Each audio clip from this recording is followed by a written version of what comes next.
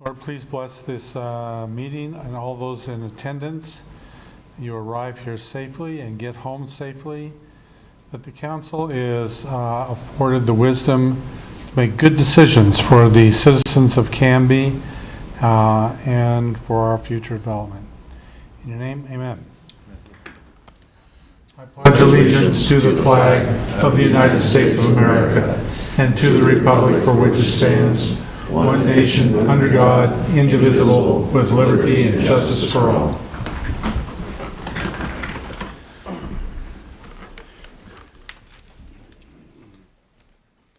I have a torrent of paperwork here today, so just kind of...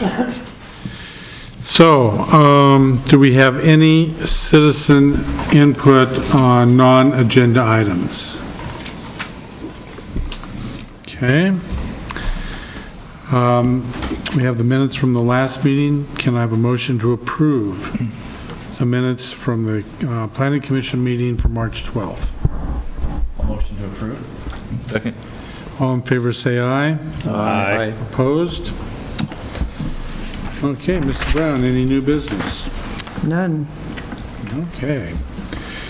Then we will move into the public hearing. The first is that we will consider a request for an annexation and zone change for properties located in an unincorporated area of Clackamas County on the north side of Northeast Territorial Road, approximately 660 feet west of State Highway 99E and extending north to border on Willamette Wayside Park.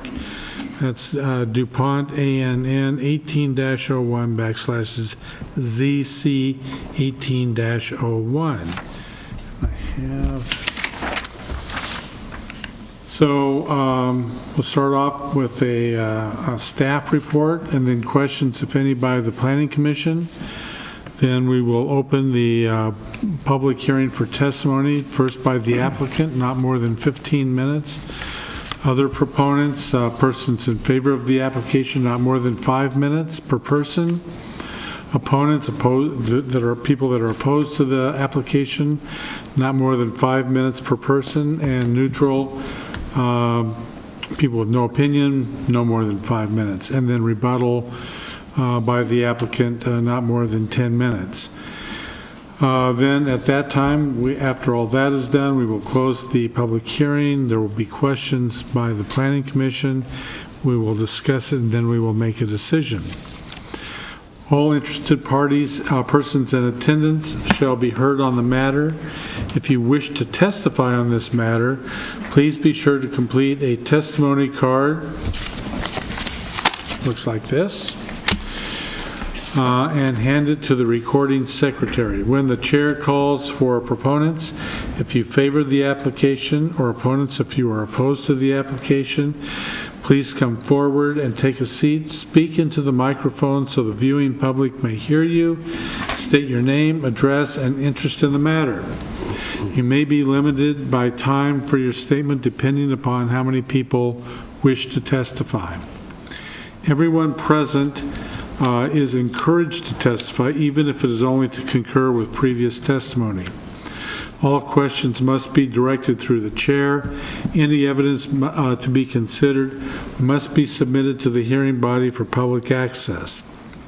Testimony and evidence must be directed toward the applicable review criteria contained in the staff report, the comprehensive plan, or land use regulations which the person believes to apply to the decision. Failure to raise an issue accompanied by statements or evidence sufficient to afford the decision maker and interested parties an opportunity to respond to the issue may preclude appeal to the City Council and the Land Use Board of Appeals based on that issue. Failure of the applicant to raise constitutional or other issues relating to proposed conditions of approval with sufficient specificity to allow the local government to respond to the issue may preclude an action for damages in circuit court. Before the conclusion of the initial evidentiary hearing, any participant may ask the hearings body for an opportunity to present additional relevant evidence or testimony that is within the scope of the hearing. Planning Commission shall grant such request by continuing the public hearing or leaving the record open for additional written evidence or testimony. Any such continuance of extension shall be subject to the limitations of the 120-day rule unless the continuance or extension is requested or agreed to by the applicant. If additional documents or evidence are provided by any party, the Planning Commission may, if requested, allow a continuance or leave the record open to allow the parties a reasonable opportunity to respond. Any such continuance or extension of the record requested by an applicant shall result in a corresponding extension of the 120-day time period. And let me see.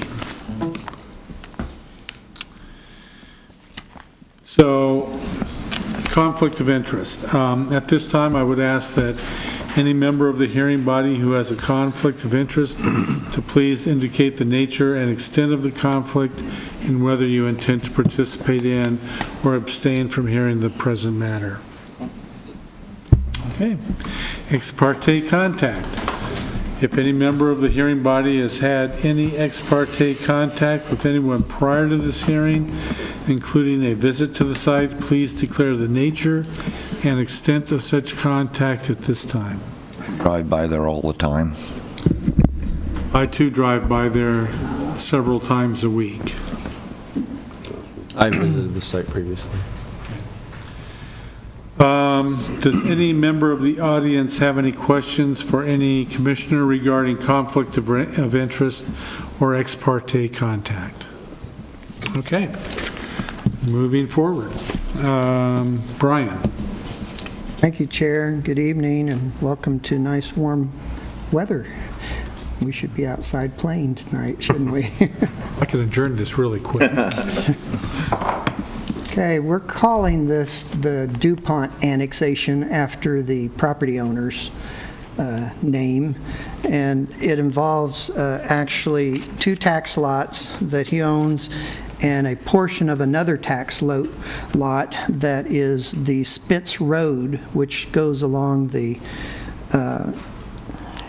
boy, directions are a problem here. Goes along the kind of southeastern boundary of the property, which is where Spitz Road is today. It's an old county road that dead ends up here at the park property, which goes on over here. And the unique thing about this right from the beginning was the fact that you've got some existing development on this track there at the kind of northwestern edge that is taking access from that Spitz Road. And that road was apparently vacated, and not just vacated as a street, but it was taken away from being a county road and given to the city as city-owned property. And so technically, because of that previous action, and that occurred when we were granted all of this parkland along the river along here. And I wasn't here when all that happened, so I've read about it, but now I've forgotten everything I read, but it was quite some time ago. But they vacated the Spitz Road and apparently also vacated a road that goes along the northern edge and down to Territorial along this area here as well, and made that all city property. So part of this annexation request, of course, is to portend future development, and they're contemplating a subdivision, which they have shared with you tonight, and I can show that to you. But I want to make it very clear that this application does not include in any way approval of the subdivision. It's merely an annexation request and its associated zoning that will go with the property. And so we can't hold them to exactly what the subdivision concept plan that we show tonight is. It's to give you a better idea of what to expect. And it's likely to be something very, very similar to what you'll see tonight. I just wanted to make that clear. The The Spitz Road, on this particular slide, the blue actually goes all the way up to that other tax lot that's up here too. But this is showing you the names of these former roads. This was Northeast Territorial Place over here that goes along the top edge. And now, once again, that's just become city property adjacent to the parkland, as well as Spitz Road. This is the conceptual subdivision or site plan that I was speaking of. And the key factor here is that through several discussions, starting with our pre-application meeting, and all of our utility service providers, everyone said it would really be good for especially the infrastructure if they lined up with Vine Street that is across the street to the other direction, across Territorial Road. And so that's what they've proposed here to help with water and sewer connections as they come up to serve this property that's being annexed.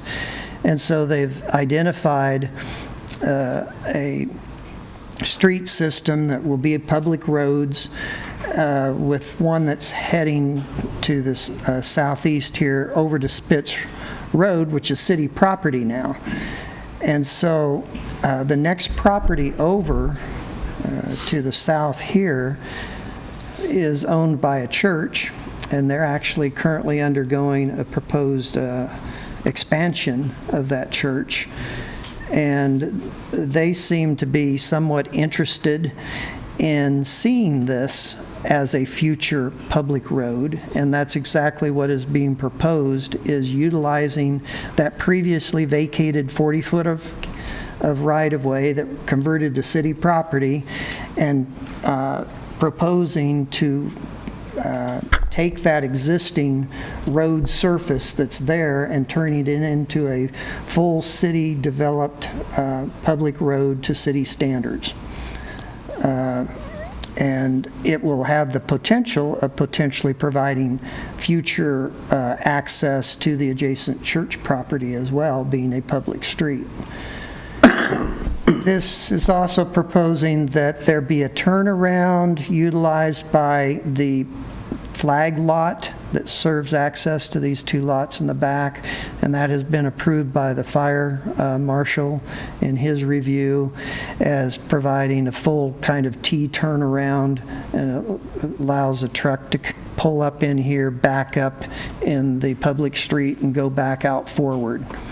The other unique thing about this proposed concept plan at this point in time is that Spitz Road, although it physically currently, boy, I keep losing my, goes down to Territorial Road in this area, that would be removed and blocked off and substituted with a pedestrian and bike pathway that could continue through there, but not vehicular traffic. That would be too close together with the new proposed and preferred location of a street connection with Territorial Road.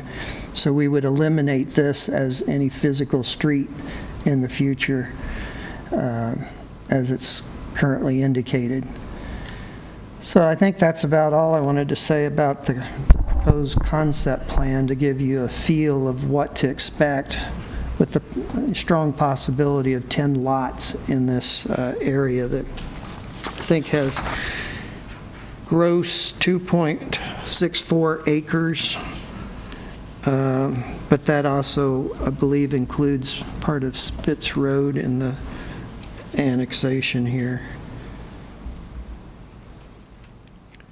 So here's another map just showing you the area, including Spitz Road and part of Territorial Road that's part of the annexation, so that we end up having, I think it's to the center line of Territorial Road that we're proposing to annex, along with the Spitz Road, and then the two tax lots that the owner and applicant owns.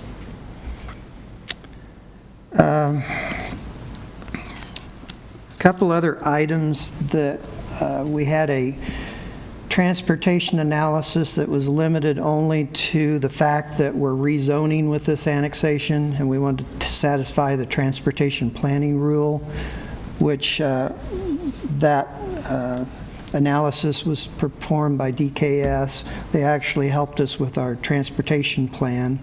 So they analyzed the data that went into that plan and verified that the comprehensive plan designation for R1 zoning and the anticipated level of traffic with development that would reasonably occur on this track was accounted for in our transportation plan.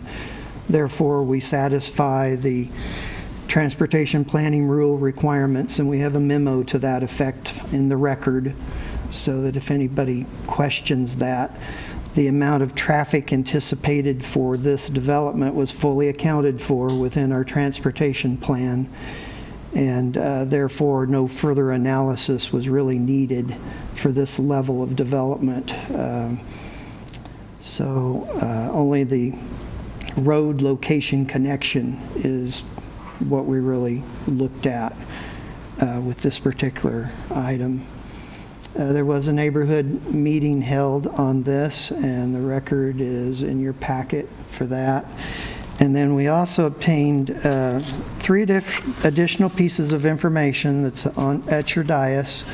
We tried to place a couple copies of these out at the table for the audience that showed up tonight. Not enough for everybody, but we obtained a letter from Carol Palmer, who lives, oops, the wrong one. We're not on that.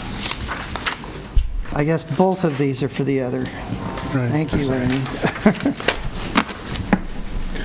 And that's the other. So there is no other item for this one. I'm getting my 2 cases mixed up.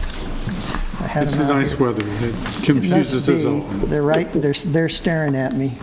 So I guess at this point, there really weren't any other issues in reviewing this annexation. It is contiguous with the current city limits of Canby, and so we've recommended that the Planning Commission make a recommendation for approval of this rezone and its associated rezoning to the R1 zoning district, and that there is a development agreement associated with this, and that development agreement's purpose, it's a requirement of our annexation map that says this is a defined area where the city should strongly consider entering into a development agreement. And it's very valuable in this case so that we've written into that development agreement specifics to the concept plan for the subdivision that you just saw, so that we can help guarantee that Spitz Road will be used exactly as we indicated, and that the fire turnaround is an acceptable practice that we've already that's being proposed, and that we would utilize the Vine Street as a new entrance into this property, and that would be developed as a full-service street up to the point of entry into this subdivision. So I think that's primarily what you'll find in the development agreement. It helps us guarantee that there aren't surprises when this application does come in later. Any questions about the staff report? Question regarding lots 1 and 2. Would those driveways be accessed from Territorial, or would they go off in the other direction so that they would? Territorial is indicated as a collector street, but whenever you have the option of a lower classification street, which we would here for every lot, they have the ability to be served internally. Therefore, we would not allow driveways onto Territorial Road. So we're just going to make a decision on annexation, not on the, Annexation and the associated rezoning with that. so if at a later date, the developer comes back and decides that they want to put something other than what they have shown here, They can't change it to any degree that would be in violation of the development agreement that is written that dictates what the future subdivision submittal will be. Therefore, they have very little leeway to vary it, other than maybe a slight change to a flag lot or the exact sizes of the lots that they're doing. Otherwise, you're going to see the same plan, because the development agreement must be filed 7 days after the council approves the annexation. Filed of record in the courthouse with the property. Okay, by the property extending out into territorial on 1 and 2, what is the actual footage of those going to be? Is it put it back around 4,000 feet, as we've seen? No, this area is not subject to any density bonus or density transfer, so they will be meeting the R1 minimum 7,000 square foot lot size requirement. Any further questions? Okay. Let's move on to the proponents. If you'll step forward, name and address. Turn your mic on. It is on. Is- Oh, turn your mic on. You have to push down that little button until, there you go. Right. Good evening. My name is Rick Givens. I'm a planning consultant. I'm here tonight for Mr. DuPont. Brian has gone through the application proposal pretty thoroughly, and I know you've got other matters on your agenda that I'll be bothering you more on that one, so I'm not going to belabor this one too much. I would say that make clear you understand that the subdivision proposal is not a part of the application. It will be that plan or something very close to it that we would be bringing back. To answer your Commissioner Serlet's question, none of the lots would be anything other than what's allowed by the typical R1 development. But that'll be subject to a future hearing that you would be involved with. We have analyzed the supply of vacant land. Staff has agreed that we've demonstrated that there's no more than a 2 to 3 year supply of vacant land for single-family development in the city. And so therefore, there's a public need to annex this property so that you can have a free market, prices remain reasonable. But other than that, just a very simple annexation. We're proposing to bring this into the city, and that matches the limits of the urban growth boundary and what's consistent with your comprehensive plan. So I'd be happy to answer questions you may have, but I'm going to assume that you had all the necessary neighborhood meetings, we did. getting input from neighbors and things like that. We did. We held a neighborhood meeting at the United Methodist Church, and it was fairly well attended. There were obviously some people who were concerned, but overall, I think most people understood it was consistent with the comprehensive plan. Any questions? Thank you very much. Thank you.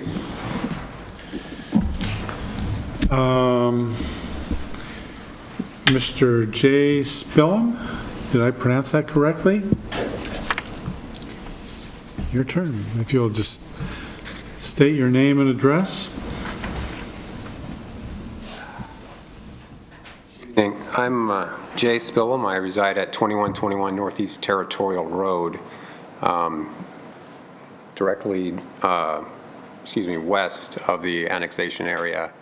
I also own a piece of property on 2033 Northeast Territorial Place, and that's on the opposite side, but it's affected by Northeast Territorial Place.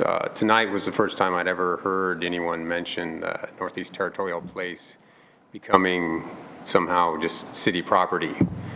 Whenever we've had to put gravel down on it and called the city, they said it was county. County said it's privately maintained, and that was curious to me to hear that. I don't know if anyone has, can you guys answer questions, or you just want? Well, I can't answer that question. I can tell you that. Okay. I don't All right. think anybody up here, can answer. All right, I'll just continue on. My 5 minutes is burning here. We have a number of concerns with the proposed annexation. We're worried about the increased activity and noise and traffic, as well as the potential degradation of the peaceful country-like view that we've enjoyed there. And it's somewhat disappointing. You know, we have a lot of developments, and developments are no longer voted on anymore. And I have a feeling that a lot of them would be voted down because a lot of people think Canby's growing too fast. Anyway, I don't think I'm alone in that. Seems like the small town atmosphere is quickly disappearing, so investors can make money. And I assume the city makes money also. We've had a couple of break-ins along our road recently, and as the city grows, that sort of thing will probably continue. But anyway, I wasn't able to make Rick Given's meeting back in October, but and it was already kind of addressed, the size of the number of houses in the development. I was very concerned about that also. I'm glad you brought that up. I think it can be kind of a bait and switch type of thing at times. I used to live on Ivy Street, and there was a development that went in directly behind my home on what is now North Juniper Court. And when I went to that meeting, the developer meeting, and they proposed a plan for 14 homes.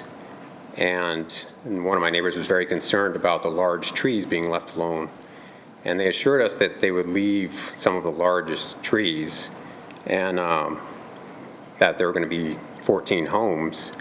And they ended up putting in 20 homes and cut down every single tree on the property. So anyway, I hope that type of thing doesn't go on here in this case, if it does get approved. Anyhow,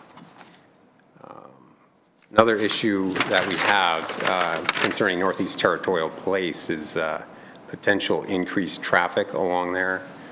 We do get some walkers and bikers going down there, and that's fine, but I'm very concerned about people cutting through and zooming down there. Sometimes people do that already, but that's something we would potentially like to see blocked off, so people aren't, cutting through there from the new, 8, 9, 10, and they want to head west on Territorial. They'll zoom down potentially Territorial and head off that way. But also, if it was blocked off somehow, it would be nice to, I'm not sure what the plans are for access to the park in the future. I have seen the park plan, and I saw a parking area close to the end of Territorial Place, which is kind of concerning to me, and potentially a walking path along Territorial, or just using Territorial Place. And we'd rather not have throngs of people coming right through our backyard, setting off dogs and that sort of thing, and walking past my kids. That's something else I'm concerned about, is my kids riding bikes on Territorial Place and having people cruise through there, that sort of thing. Anyway, that's kind of one of our main concerns. Something else we were curious about is if this all did go through, would they potentially put a fence along the development? Okay.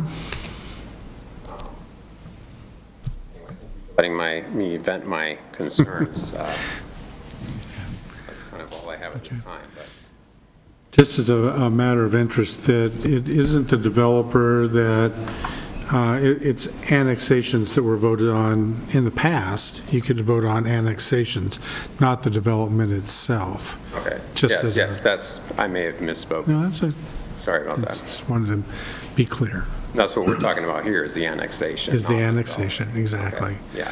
In my view, my opinion, or my hope is that it would not be annexed, but, Yeah.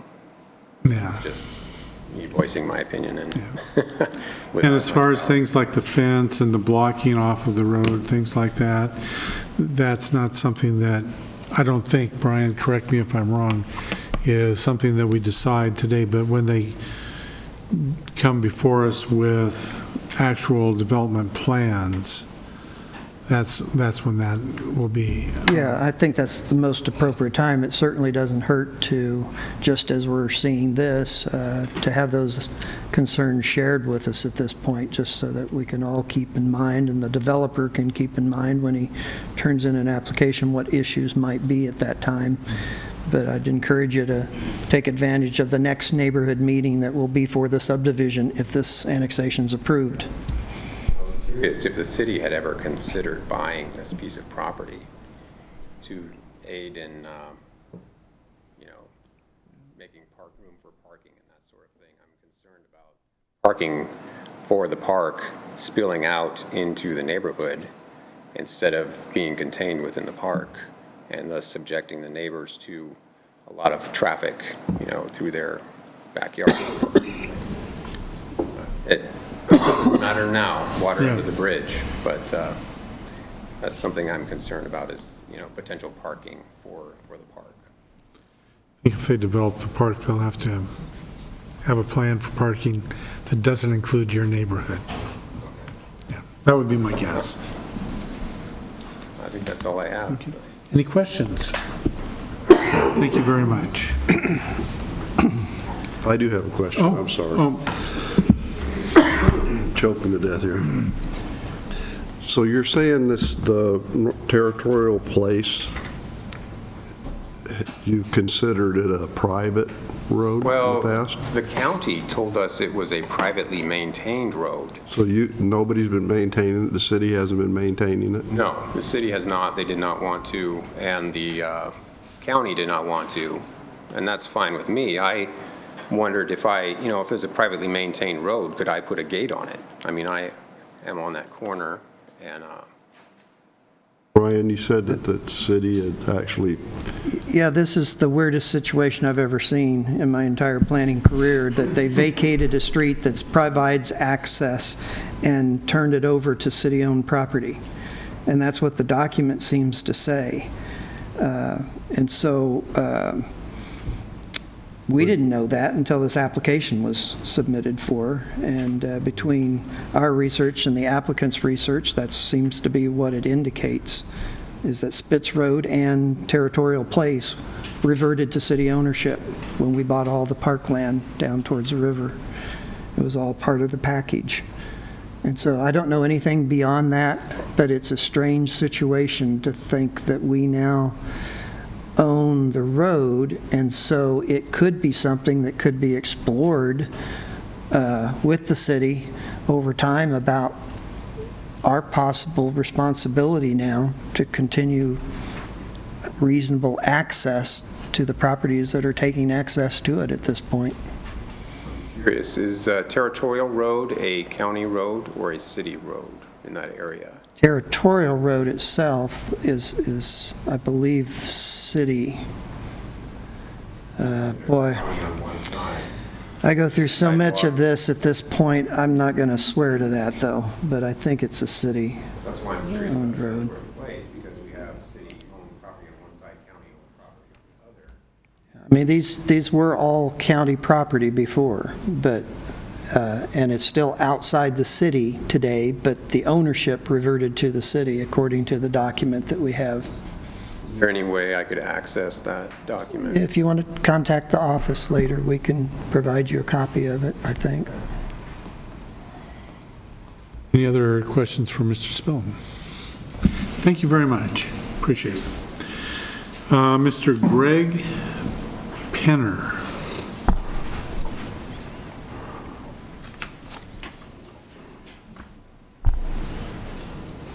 Please state your name and address.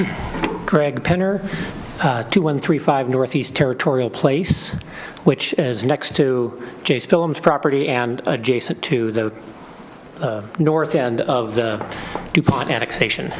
And the confusion around Territorial Place explains a lot for the confusion we've been having in trying to get somebody to tell us what's up with that road.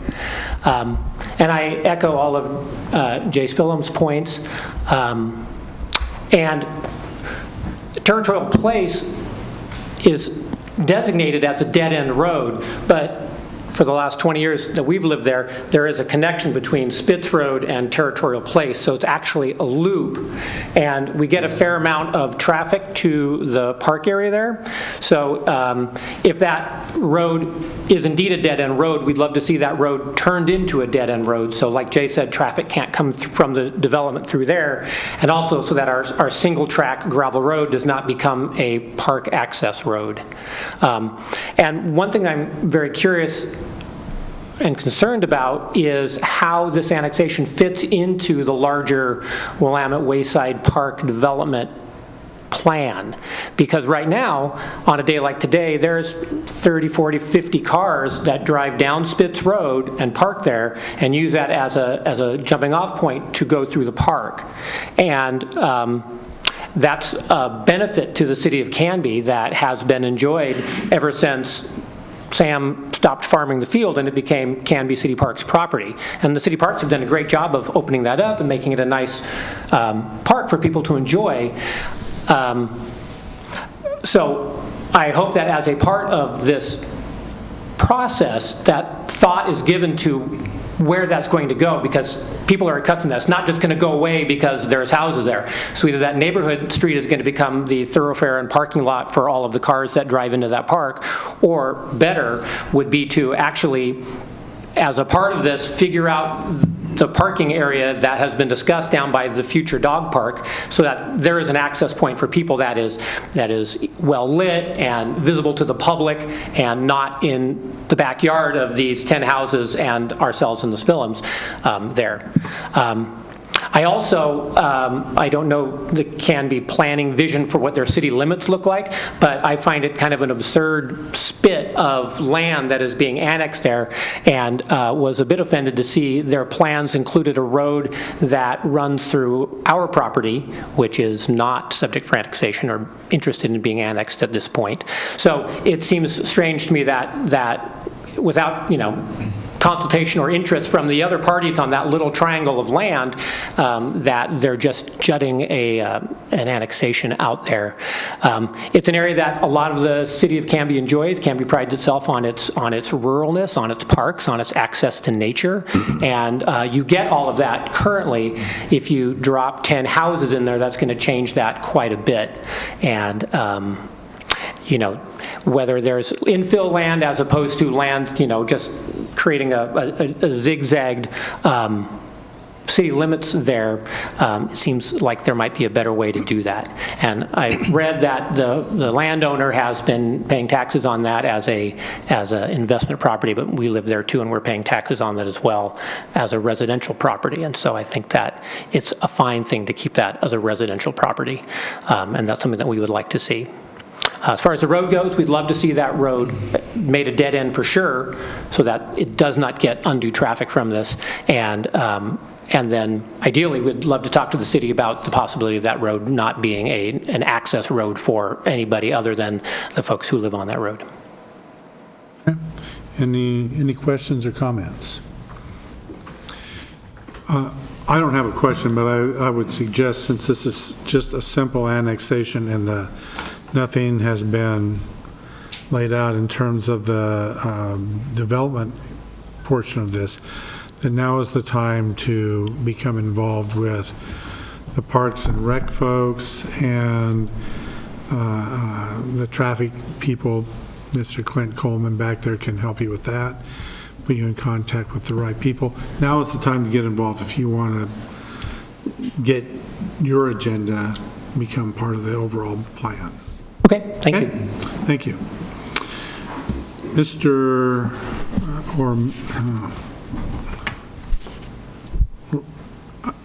Lauren Robertson? Oh, I'm sorry, Ms. Robertson. It's okay. Yeah. If you'll just step forward, name and address, please. I am Lauren Robertson, and I live at 2135 Northeast Territorial Place.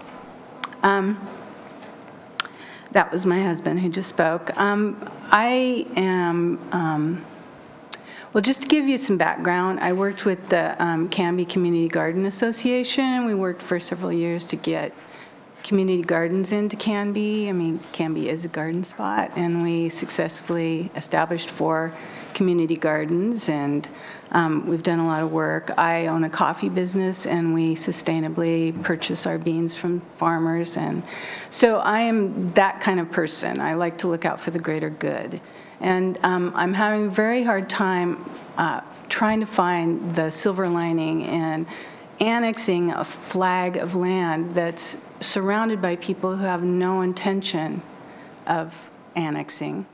We've got the church. They already settled their expansion with the county, and that's all settled. That's fine.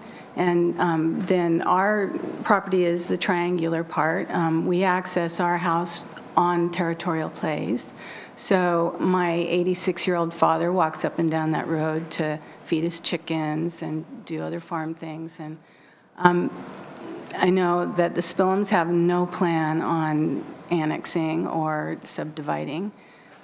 So it just seems a little incongruous that we should have a housing development just plop down into an area that is very rural and no one else has any intentions of developing. So I don't know what the parameters are for deciding, is this worth putting in infrastructure into a piece of property that then is surrounded by properties that will never follow suit. So I don't know, that seems a little odd. I have the same concerns with my neighbors and my husband that Territorial Place should be, it has a sign on it that says dead end. And I think the only reason it joins on the Spitz is because people in trucks have been driving through there, whether it's road or not. And so that's a deep concern for us. It's a one-way road. We can't have people coming back and forth. There's no place to pull off. So the road is a real issue. I don't really understand why we should annex a section of property that then will have no relevance to the rest of the area. It's not infill, it's sprawl. So I would just like to say I'm firmly against it. Thank you. Any questions? Thank you. I'd have one, more of a comment. I think it's important to understand that we definitely hear you up here, and I think that contrary to some opinions, possibly you would get a lot of the same vote up here if it was up to us to base on opinion and what we would love to see.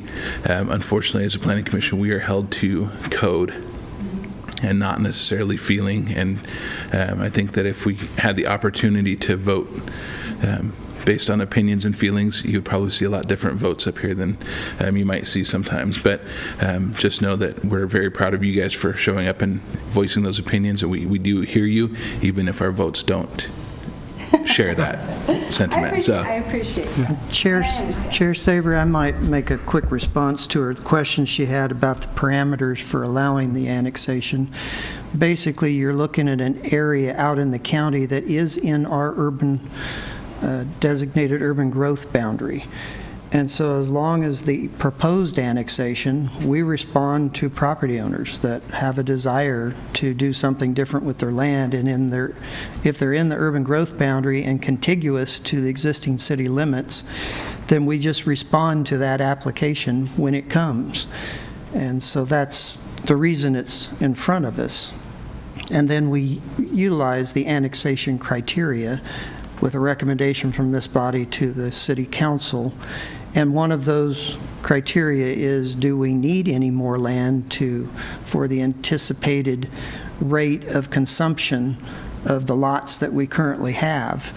And so they did that analysis, and we thought it was correct, saying that we have a less than 3-year supply, even though we've had many new subdivisions. They're going quickly. I do understand that people need places to live. I do also want to reiterate that we do not get to vote on anything that happens in Canby because we are not in Canby. And then it was a very big surprise to us that we had been put into the growth boundary without any input, without even being told that it was up for a decision. So although I understand that Canby wants to grow and thrive and that families want their children to also live here, we feel the same way. We are hoping to pass on our farm to our daughter. So there are many ecological reasons why I have concerns about it. We have a 30-foot well. It can easily be contaminated. We have a dependency on a septic system that if it becomes saturated, it will no longer work, and we will be slowly eroded into a no-win situation where we will have to annex just to get sewer and drinking water. So I think it's a very slippery slope that we had no input on in the first place. Might share with you, just when the subdivision comes in, the city does have an approved DEQ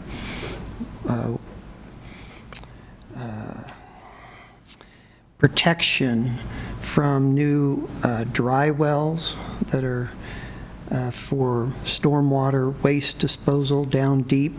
They must be a minimum of 267 feet away from any existing well. The study and research has shown that that is supposed to be an adequate distance to help protect existing water wells. That may not give you all the confidence that you would like to have. Right. I just wanted you to know there is a standard that helps protect existing wells. Thank you. Mr. Ronald McCord, is that correct? Just state your name and address, please. My name is Ron McCord. I pay rent to DuPont's to the McBride rental property. I live at 2125 Northeast Territorial Place. I've been paying rent there for 10 years. When I moved there was no activity going down there. They formed up the park. People started coming down there. We had a couple golden retrievers, pretty good fellowship of friends. Know at least 20, 25 people by name who come down there and their pets' names. I, about 8 years ago, called the city up, said, hey, we got a lot of traffic coming down here. I've been living there for 10 years. I've seen zero maintenance on that road. City told me, call the park. Called the park. Park told me, you need to call Clackamas County and talk to Terry Ellison, which I happen to know the guy. Have talked to him before, called him up, had a conversation. He told me, Brett, you got to maintain your own driveway. So I've been the maintenance on that road for the last 8 years. I realize I just pay rent. I pretty much got no say. I'm still a citizen in this town. I come down here to support my neighbors. I'm not into having it annexed. I'm here to speak for the environment. It's going to change the whole thing down there. Mr. Planning Director said that the church there is planning to expand a little bit. I happen to be friends with the caretaker there. I mow and take care of the road on both sides.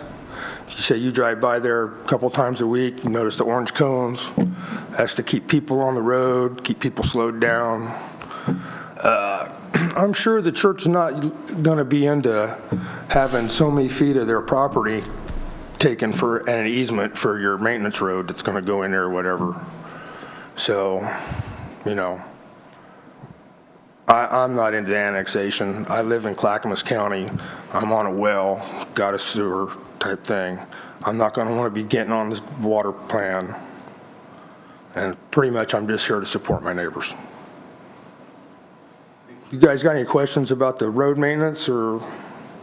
Questions?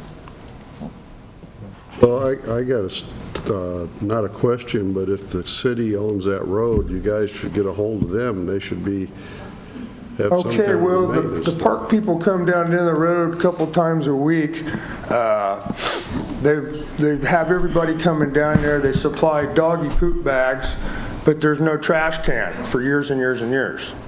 So the people, the fellowship of the people who come down there put out a trash can so that people didn't have to put dog crap in their car after they get done walking their dog. And we've had the park people come down there and we said, hey, we got a trash bucket here. You mind hauling the trash away? No part of that. I see that here within the last 2 months, a trash barrel has showed up, and they have just now started collecting it. And like I said, we've been policing our own thing down there. So I like living in the country. It's going to change the whole environment down there. I'm not against a man doing with what is property for capital gain or whatever, but turning it into 10 residents down there is a little too much. So, thank you for hearing me. Thank you. Any more questions? Thank you. Mr. or Ms. N.J. Erickson. I had a 50-50 chance on that. State your name and address, please. N.J. Nancy Jane Erickson, and I live at 2101 North Walnut, right immediately across from the proposed annexation. I've only been in Canby 3 years. I retired from the Willamette National Forest, and it's a very lovely community. And I want to thank you all. I know everyone hates you because you're right in the thick of it. And I don't know that much about the proposal. It was very informative tonight. But I do have written comments for the record.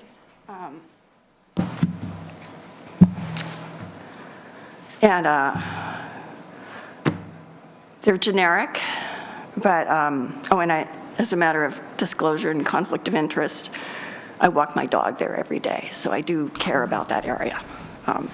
But the economy and character of Canby, the whole community, is agricultural based, and granted, we do have a good, healthy mix of other diversified businesses, which is good, but I just ponder, after looking at this development and then walking by the development down on Maple Street, I just hate to see us walk away from the farmland opportunity or the agribusiness opportunity. Additionally, that area by the Willamette, even though this area is up on a floodplain, a current floodplain, prior to the flood control down in the North Cascades 100 years ago, prior to that, for centuries, this whole area flooded. So all of this area near the river is probably the richest agricultural land in the Northwest. So just don't go lightly there. Paving it would be my bit of a thought. And then I did have a thought on back taxes, but I don't think it's an issue here. I thought it was going to be a farm deferral. And the other thing, Mr. Stone, is Mr. Stone here? What happened? Oh, he's still here. If the city didn't know that they own that road, and that was the statement tonight, and the Stones have been maintaining the road for 20 years, you probably have they probably have a right-of-way by adverse possession. And ordinarily, you can't have adverse possession against the sovereign, against your government, unless the government vacated it and didn't use it, and the city didn't even know they owned it. So I think that you might slow down a hair on the issue of that,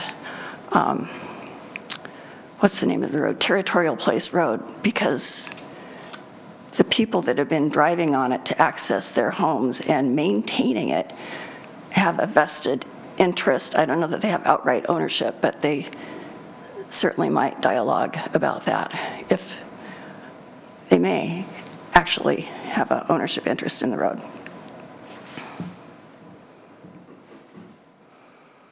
And I thought when I first saw the map that annexation made sense. I'm not sure now, after hearing the comments from the lady that talked about the character of the area. Lots of this community is made up of houses with horses, and I just hate to see that not be the character of the community. So those are my comments. Thank you very much. Go team. Any questions or comments? Thank you very much. Mr. Robert Cambra, I'm sorry. How do you pronounce your last name? Cambro. Cambro, okay. Name and address, please. My name is Robert Canberra. I live in 1338 North Maple, and my interest is in just development in Canby in general. And I have two comments regarding the annexation. One is in regard to DKS's traffic study. Page 3, they have a graph that spells out the number of trips that are going to be projected for this, and the reason why that's important is because these kinds of traffic studies flow all the way down as far as needs and of the future development that will be developed. And if everybody took the time to look at that table 3, it's a very confusing table, not well done. For one, it spells out that the single house has so many trips that are projected, but 10 houses do not multiply 10 wise the single house development. It's less. And it seems to befuddle me that one house can project like 13 trips per day, and 10 houses only projects less trips for 10. That type of projections, those kinds of tables need to be examined really carefully, because as you guys know, these type of traffic studies then are thrown forward saying people don't have to do the normal care and develop the normal types of roads or restrictions that a good study would perform. So I ask you folks to take a nice hard look at page 3 of that traffic study and that table to see if that really makes sense, because it did not make at all sense to me that its totals could come up that way. The second point is there was a public comment about the actual character of the development. Now I know tonight you're only interested in the Annexation. in the annexation area, but part of that annexation comments included public comments, and one of the public comments talks about maybe not supporting the concept of having sidewalks within the development. And I turn and I applaud the city's planning department for requiring and asking for sidewalks throughout this development, including down on Territorial, and that they be put in, not just give an easement to the city, but actually turn around and put in the sidewalks now at the developer's cost, not at my future cost. And the need for sidewalks in large developments such as this, which will provide access to pedestrians to walk safely and correctly through there without infringing on anybody else's rights. So please take those things into account now and also in the future plans. Thank you. Thank you. Any questions? Any questions? Comments? I do have a question. I have that DKS thing up there where it says one dwelling, 15 trips, and 210 dwellings, 10 dwellings, 126 trips. Yeah, his math is certainly right. You know, I mean, if you just look at that table, well, for one, if you look at the table, you know, they don't mark that this is the peak side, and they talk about the breakdown of the trips. That's really talking about one house. They're not talking about 10 houses, if you look at those numbers. So they don't even label their table correctly. And like I said, how does one house generate 15 trips and 10 houses generates 126 trips? And not common sense would tell you it should be up and around 150 at least. So I've been told that these are national standards before with other developments that I appeared, and I continue to question the national standards that they're using because simple math doesn't seem to work. Robert, I would encourage you to continue questioning that. Okay. You know I'll be here again. We'll look for it. It makes no sense to us either. So Thank you very much. Yeah. And finally, Mr. Clint Coleman. Clint, name and address, please. Thank you all, first of all, for all that you do for our community. My name is Clint Coleman. My wife and I live at 2114 North Vine Street, Canby, Oregon, with our two little dogs. And we love our home, our neighborhood, And we want to make sure any development that goes on takes great care to ensure to maintain the quality of life for our neighborhood. I much prefer it when it was up to the vote of the people to approve these annexations. Some of my concerns, however, if it is approved, the caliber of homes that will go in, if they'll be consistent with the neighborhood, if trees along the front will be kept, if there will be a brick wall along the front, along Territorial, and if there are in fact sidewalks put in, there should be crosswalks which allow walkers to cross over from the one side over to the Vine Street side. Some of my recommendations would be to make as a private drive. So if this new neighborhood, I am not a fan of having a bunch of tourists come in and park late at night and go into the park and be disruptive to the neighborhood. So I think that should be a private drive with a turnaround. And I am an advocate of a brick wall along the front, trees along the front. I would eliminate parking for park entrance. I think I like the idea of putting parking for going to the park down by the proposed dog park area. And I'm also a big proponent of, there's a lot of activity in that immediate area. There's a school bus stop, there's cars coming in and out of Walnut Crossing, there's cars coming in and out of Vine Meadows, and there will be out of this new development and out of the church. And I'm a big advocate of, from the bottom of the hill, making that a 25-mile-an-hour speed limit all the way to Highway 99 for increased safety. And those are my thoughts. Thank you very much. Any questions for Mr. Coleman? Comments? Thanks, Lynn. Thank you. Okay. I think that was all of the public testimony we got. So any rebuttal from the proponents?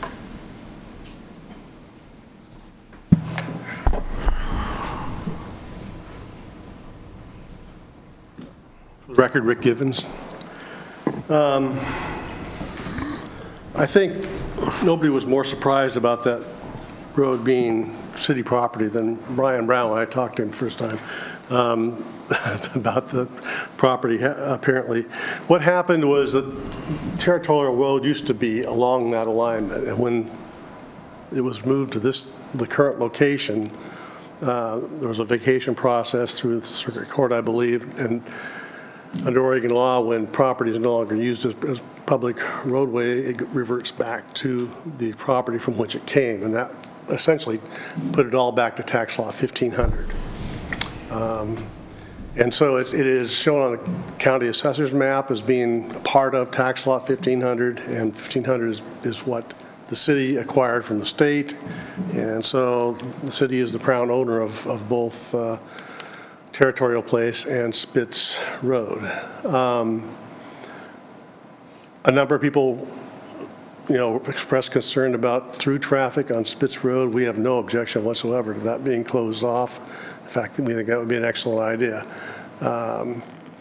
Having been one of those who risked his car to drive over the connection from Spitz Road to the other side of Territorial Place, it's nothing more than the goat path, and it shouldn't be open to through traffic unless somebody's going to improve it. We have no intention of making use of that for access. It's not our property, so our intention would be to support it being closed off with a gate or whatever means the city would find appropriate.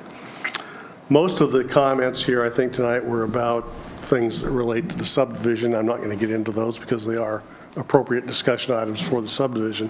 I just would say that looking at this map that's currently on the screen, you can see that Seventh-day Adventist Church, although not in the city limits, is clearly a church use that's aimed at serving the residents of the city of Canby. It is an urban church.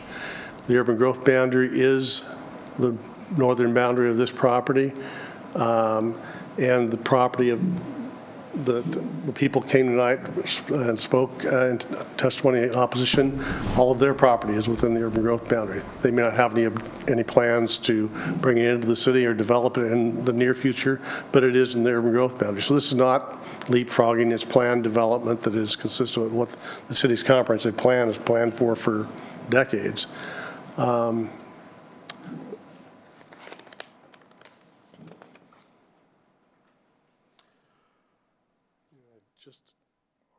Speaking of silver linings, Lauren Robertson asked about that, and I think the one we always look at on these types of things when we bring city property into the city to develop it in a manner that's consistent with the comprehensive plan, the win is for the comprehensive plan. The fact the city's development plan is being carried out in a manner that provides for population growth without taking larger properties that are truly agricultural land and bringing them into the urban growth boundary.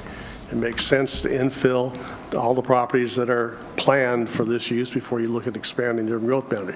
If you don't do these properties, then when you're out of developed land, your only choice is to expand the urban growth boundary in other places. Well,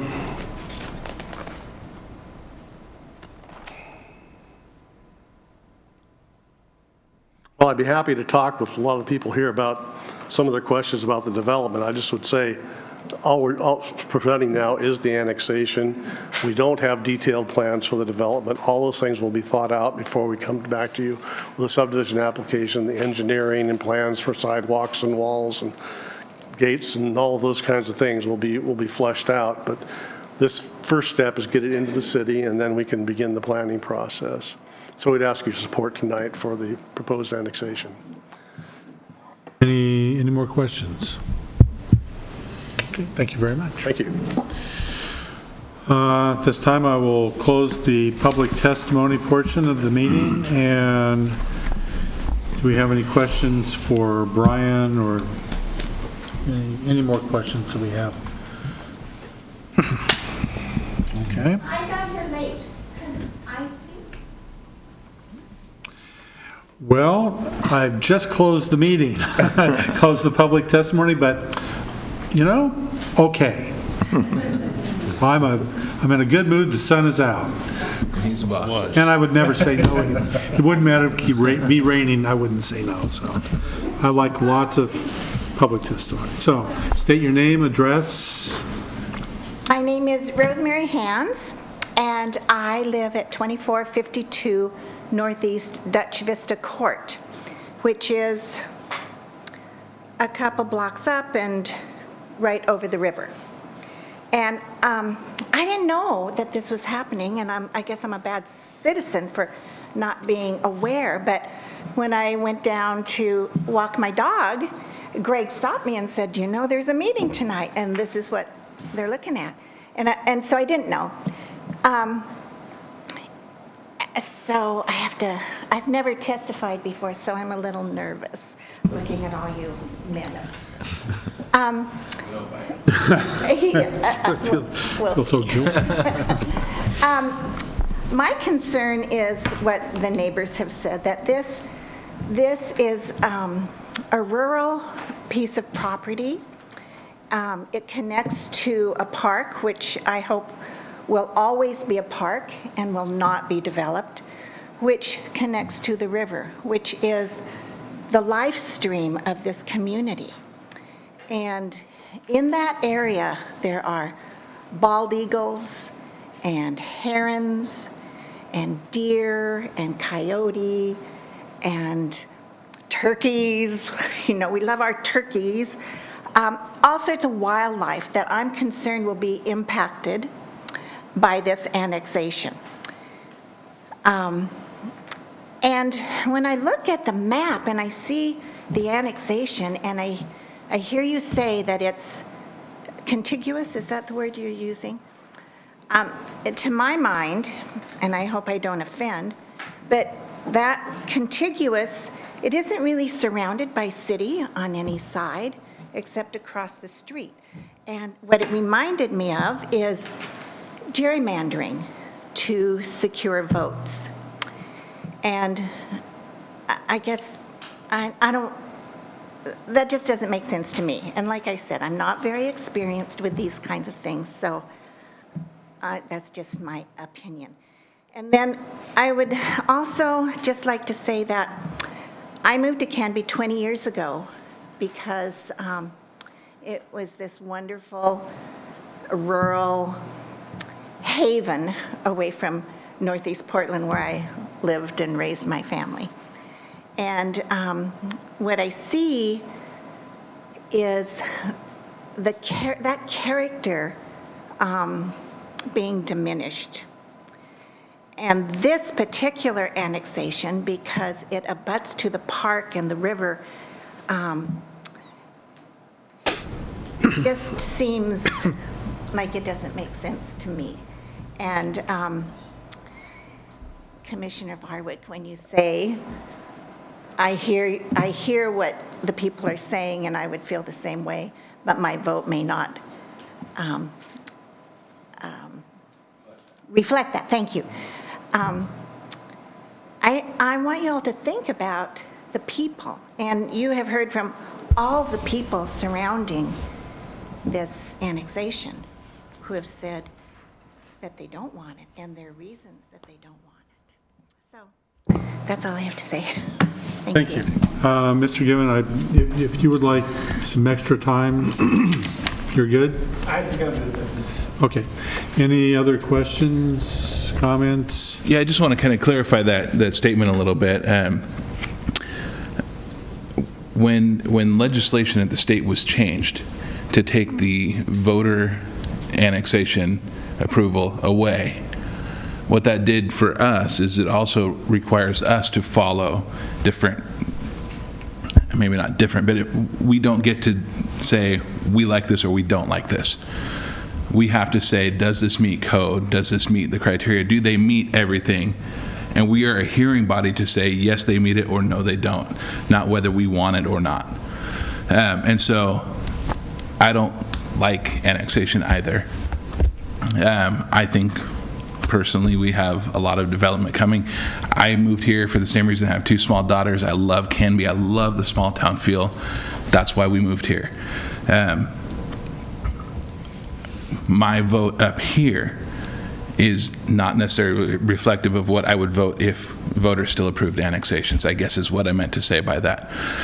We have to follow the letter of the law up here and decide whether they meet code or don't meet code, not what our opinion is and not what we want. And so when I say that, my vote may not reflect my feelings. It truly means that. Votes up here, do they meet the code? Yes. If that's a yes vote, yes, they meet the code. Not, yes, I want this. So hopefully that makes a little more sense to say, you know, we're a hearing body, not Not a lawmaking body. Right, exactly. We don't create the law, we just say whether do people meet it or not. And it makes this a really hard position up here because, like I said, a lot of us, I can guarantee you that a lot of us on this panel don't want all the growth that we're seeing. We want to maintain the small town feel. We don't necessarily get to make that decision. Our decision is, do they meet it or not? Do we follow the law?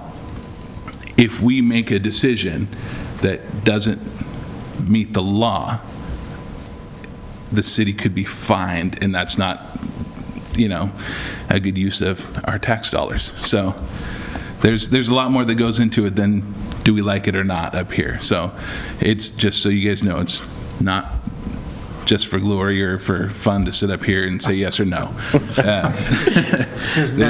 There's a lot of reading that we have to do. So and there's a lot that goes into it to make decisions. And so just know that we're not making decisions just because it's fun to make decisions.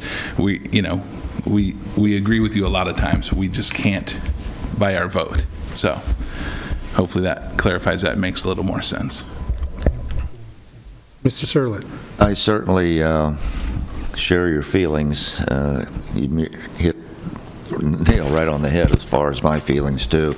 I guess the only saving grace about this is at least it's R1. It's not going to be an R2 where they're going to cram 160 single family or multifamily apartments into it. So that's all I have to say. All righty then. Any more questions or comments from this? Okay. Any further deliberation necessary? I think so. Then I will entertain a motion to either approve or not approve. Yeah. I'm not really sure where to say this, but we received our notice of this meeting today in the mail. So I'm really concerned that there are a lot of people who would be very involved in this process who didn't get their notification, or because of the only 500 feet, which includes about 5 people and my chickens. I'm just wondering, is it possible to get an extension?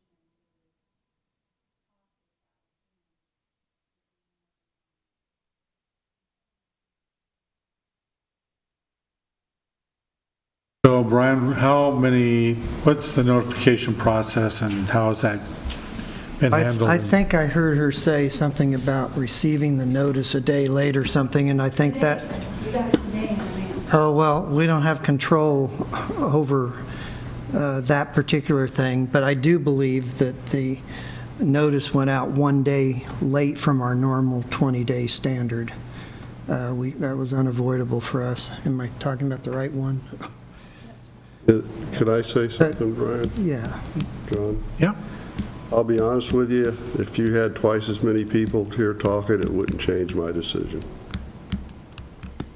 Because like they say, we're following our standards.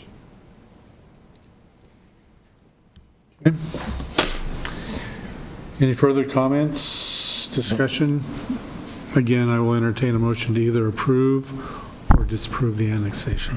I make a motion to approve the annexation and zone change application for ANN 18-01/ZC18-01 as follows.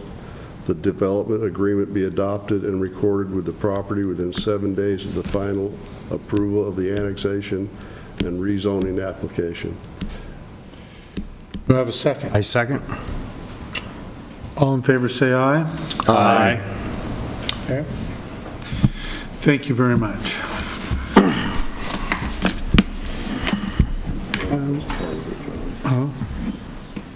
Forgot, What we did we need to forget? put that in there to zone as R1.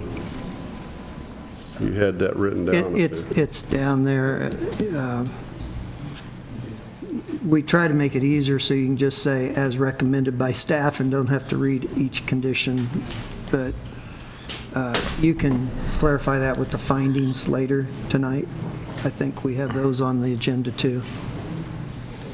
Okay, so now we'll move on and we will consider the, He's going to take a 5-minute break. 5-minute break. Yes, I'm sorry. We're going to take a 5-minute break. Catch our breath.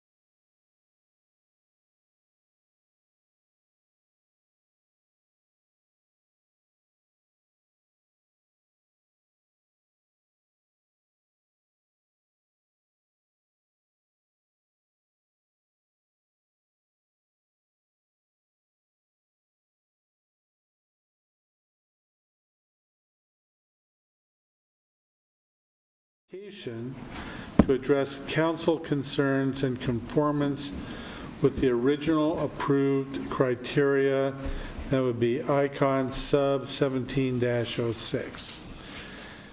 I will once again read the public hearing format. First, we'll have a staff report, then questions by the Planning Commission and staff.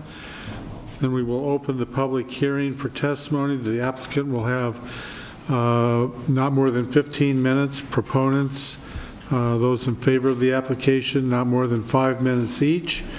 Opponents, not more than 5 minutes each. Neutral, not more than 5 minutes each. Rebuttal by the applicant, not more than 10 minutes.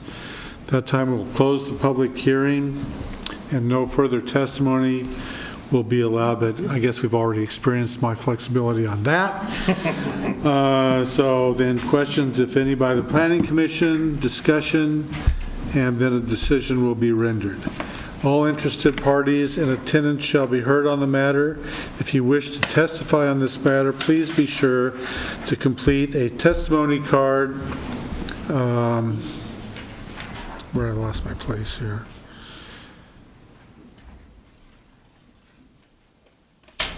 And hand it to the recording secretary when the chair calls for proponents. If you favor the application, or opponents if you are opposed to the application, please come forward, take a seat, speak into the microphone so the viewing public may hear you, state your name, address, and interest in the matter, and you may be limited by time for your statement depending upon how many people wish to testify.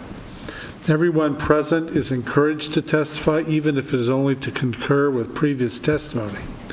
All questions must be directed through the chair. Any evidence to be considered must be submitted to the hearing body for public access. Testimony and evidence must be directed toward the applicable review criteria contained in the staff report, the comprehensive plan, or other land use regulations which the person believes to apply to the decision. Failure to raise an issue accompanied by statements or evidence sufficient to afford the decision maker and interested parties an opportunity to respond may preclude appeal to the City Council and the Land Use Board of Appeals based on that issue. Failure of the applicant to raise constitutional or other issues relating to proposed conditions of approval with sufficient specificity to allow the local government to respond to the issue may preclude an action for damages in circuit court. Before the conclusion of the initial evidentiary hearing, any participant may ask the hearings body for an opportunity to present additional relevant evidence or testimony that is within the scope of the hearing. The Planning Commission shall grant such request by continuing the public hearing or leaving the record open for additional written evidence or testimony. Any such continuance of extension shall be subject to the limitations of the 120-day rule unless the continuance or extension is requested or agreed to by the applicant. If additional documents or evidence are provided by any party, the Planning Commission may, if requested, allow a continuance or leave the record open to allow the parties a reasonable opportunity to respond. Any such continuance or extension of the record requested by an applicant shall result in a corresponding extension of the 120-day rule. So, conflict of interest. At this time, I would ask that any member of the hearing body who has a conflict of interest to please indicate the nature and extent of the conflict and whether you intend to participate in or abstain from hearing the present matter. Okay. Also, if any member of the hearing body has had any ex parte contact with anyone prior to this hearing, including a visit to the site, please declare the nature and extent of such contact at this time. Okay. Brian. Thank you, Chair. This is a subdivision application that the Planning Commission saw once before, same project, same property. and it went on through an appeal to the city council. City council dealt with it for some time and then remanded it back for the planning commission to address 5 concerns that they indicated in an interlocutory order that is included in your packet. The application that was submitted by the applicant was specifically oriented towards addressing those 5 specific concerns that the council remanded it back for reconsideration on. Staff took a little extra time to prepare a memorandum here about this remand to make sure that you're still addressing all of those numerous conditions of approval should you move towards approval of this revised or modified subdivision plan, that you don't forget all of those previous conditions of approval that were assigned, since we're only primarily focusing by the applicant on those 5 remand issues. We indicated in our memorandum, after reviewing the narratives supplied by the applicant, staff fully supports the modifications that were made and believe that they've satisfactorily addressed each and every issue that the council has asked be addressed in the proposed modification. We provided a copy here tonight, although it's probably a little difficult to see, but this is the original preliminary plan that was previously approved by the Planning Commission. And one of the things you'll see on the revised plan that's presented for approval tonight is that there are 3 streets heading up to the northern properties and adjacent to this. And it was actually those northern property owners that appealed this case to the city council. And you'll find on the new plan that there's only 2 streets that are stubbing out to the north. And you'll find that this outer neighborhood route here no longer goes over to connect with 18th Avenue. That is what the concept plan for the North Redwood District indicated, but it also clearly indicated in the development regulations that the location of the street should generally be considered as shown on the concept plan, and we feel like the modification that's been made was made with specific reasons that helped agree with the intent of the concept plan by making those, and certainly we feel better represents the concerns of the property owners to the north. And hopefully, I think you'll any of those participants tonight will bear that out. The other change that you'll see on the map has to do with the park area that's being dedicated. And if you look closely, one of the ways to see that the park land dedication has been shrunk is to look at the 2 future development areas. Tract A up here and Tract B down here have both increased substantially on the next slide that I'm going to show you, therefore decreasing the amount of park area being dedicated, indicating actually that there's more possible land that could be developed on the east side of the creek for these future 2 tracts for future development area. See if I can go to that. So this is a revised drawing, and as up here at the top, you'll see that this street is curving quickly over to 17th Avenue with Redwood, North Redwood. It doesn't sweep up north like it did before, therefore there's only 2 entrances or extended stub streets to that northern property boundary, as this is showing. There's also, I might go back one time, because of that, the lot configuration in this particular area is quite different, showing you some flag lots to be able to get into efficiently utilize the land in this area. If I went back up to the other drawing, you can see the difference between the placement of this street and how the lots were treated in that area. If you did your own comparisons, you'd see some of the other changes. The other thing that, of course, results in this less park land being dedicated is less density bonus or transfer of density and clustering in the proposed area that's being subdivided for the area that could have been buildable with lots in the parkland that they're dedicating. By doing that, we have reduced the number of lots from 89 down to 82 lots. Therefore, many of these lots are slightly larger than they were in the previous plan because of that reduction in the total number of lots. Let's see. I'm going to place a question here for the developer when he comes up.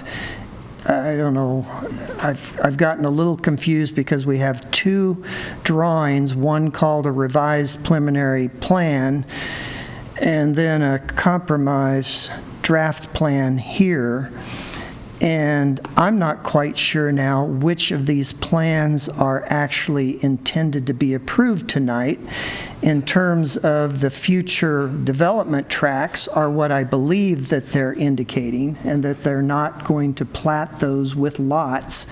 But the drawing here, revised preliminary plat, actually indicates lot numbers in these development tracks.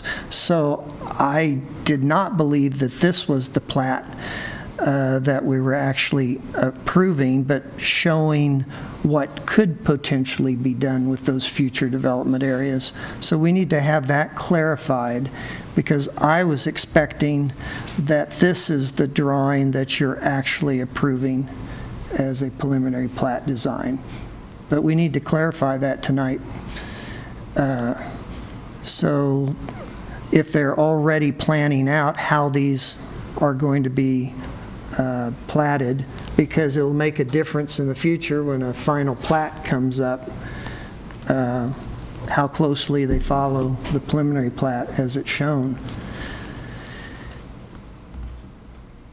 This is an indication of how the drainage was stormwater strategy, and it's just important to realize that there's a portion of the western part of this subdivision up here in the north and the south that is actually going to go over to a stormwater drain that's located in North Redwood, and will head north in that stormwater drain, while the majority of the site is running to a planned detention treatment facility just off of the road, proposed, to my knowledge, with potential access from the road, so there'll be future city maintenance of this particular area, that they are locating it on the park property. It's a reasonable place to do such, and it is for the public street runoff and not for any of the private property, which is detained on site on each individual lot.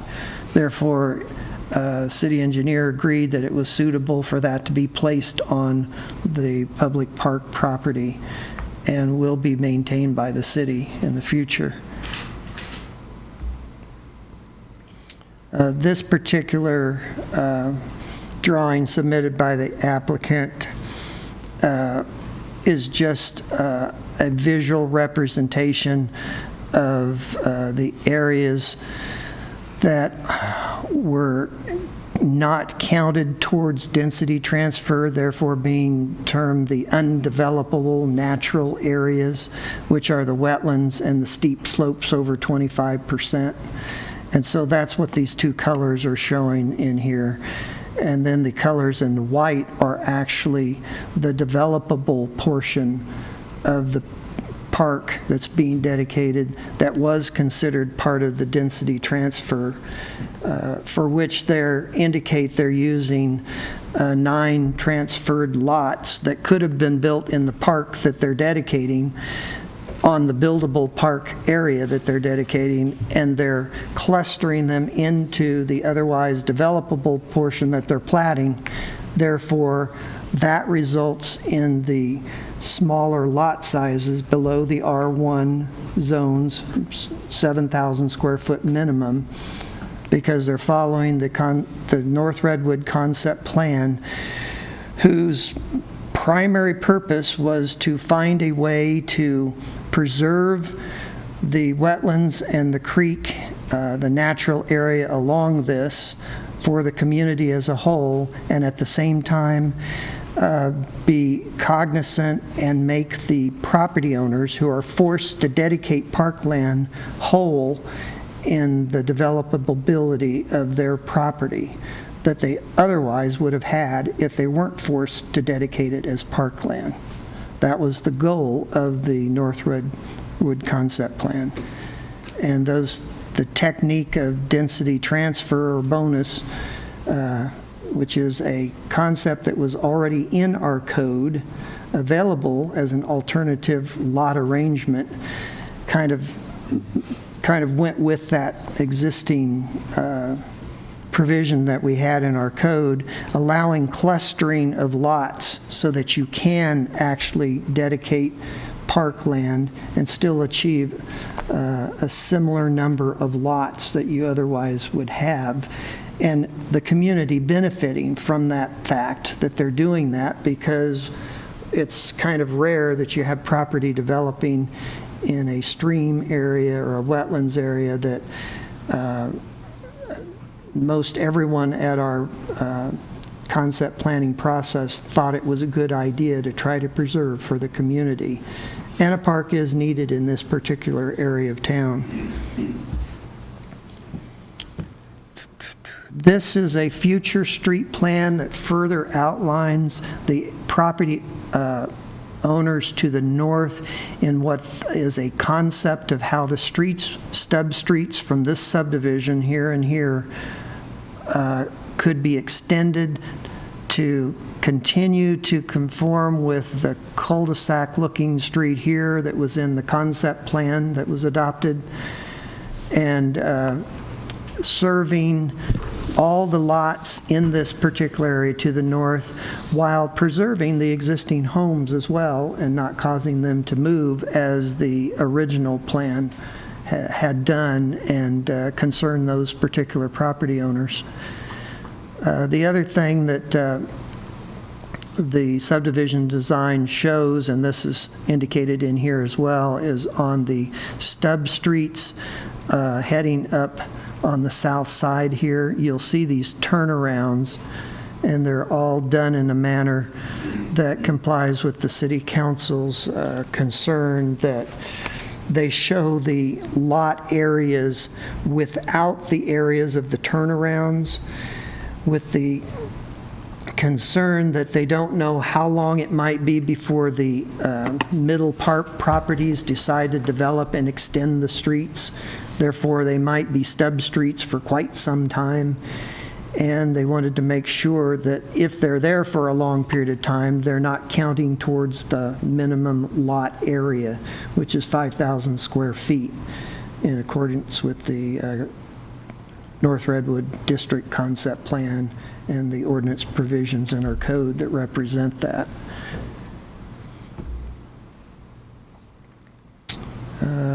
That's the preliminary plan that was shown. We've got another drawing here. There was a reason I had this in here.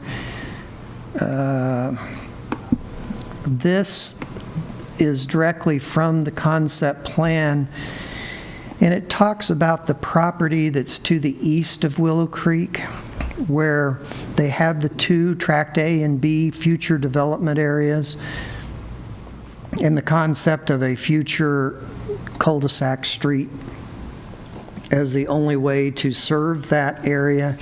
And that was agreed upon in the planning process because a bridge across this stream was going to be too expensive.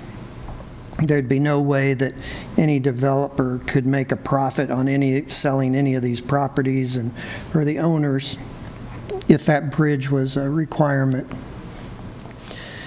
There is a discussion in here about, and a picture showing an existing driveway that goes across the Union Pacific Railroad, and it was considered as a possible future emergency access route to help satisfy fire department requirements in this particular area. No guarantee that emergency access would necessarily be approved, but there is a physical access crossing the railroad tracks, and the idea of negotiating with Union Pacific at some time in the future when this side of the property owners here and the proposed development might want to be ready for development. And right now, this development in this area is impossible until the one property owner here that's at the entrance to this long cul-de-sac decides that they're interested in developing and would construct or sell to someone that would construct the beginning of the street. So it's not possible before that happening.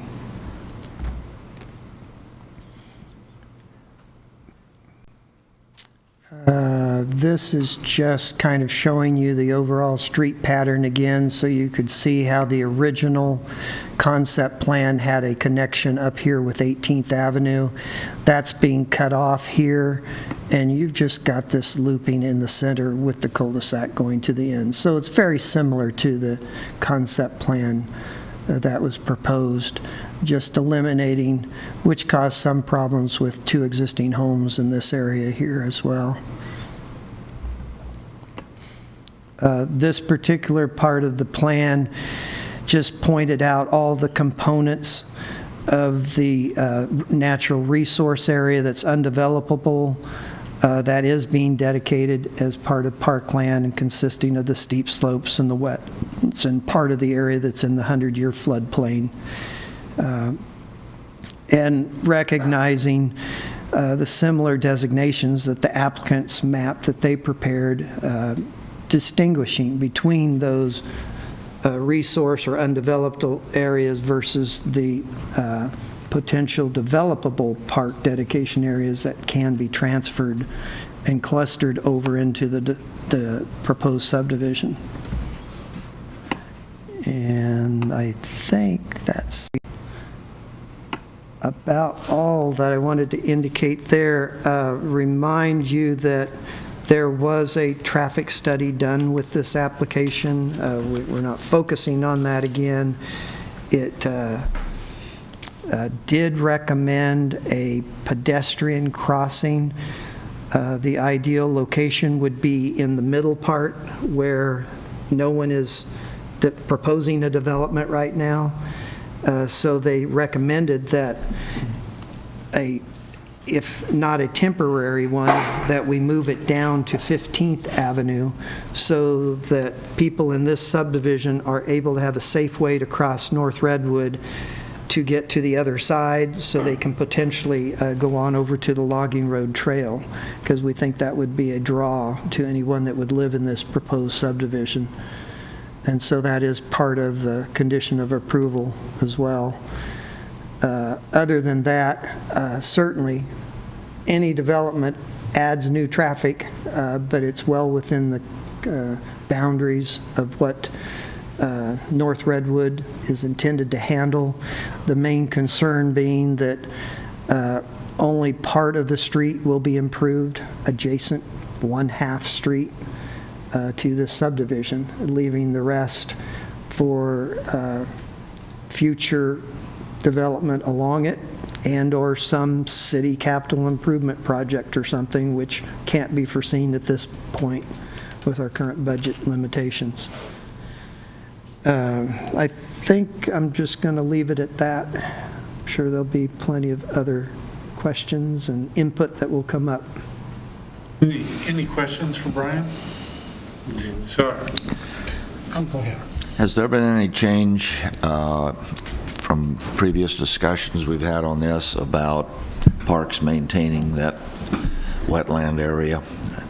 Before there was one of those answers. The city has been responding primarily to the problems caused by the beavers and their dams for many years. And so, I mean, we are being proactive with concerns that the neighbors have of rising water and lowering water and those type of things. We also have a 3-year project that's almost halfway through now, of an effort to replant and revegetate with native vegetation to help enhance the wetlands that are in this area.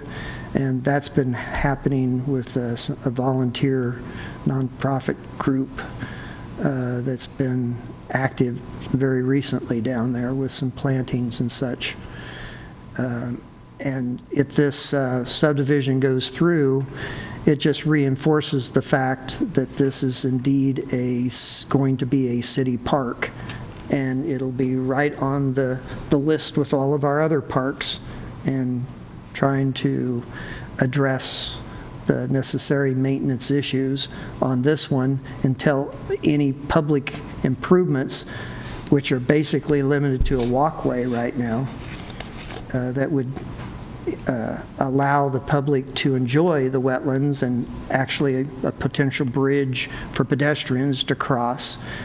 Until that's done, it will be trying to maintain it as in a natural state and protect the wetlands that are there. Who would fund this pedestrian bridge? Potentially additional SDC funds that will be collected from lands that develop in the North Redwood concept plan area that will not be dedicating parkland, but will be paying SDCs entirely. Thank you. So there were 3 documents that I will tell you that came in and were at your dais. One was, and I don't believe she's here tonight, that I can see, from Carol Palmer. She lives in Postawate Addition, which is across the street from this. And she also indicated in her comments that she is the chair of the historic, now I'm going to forget the name.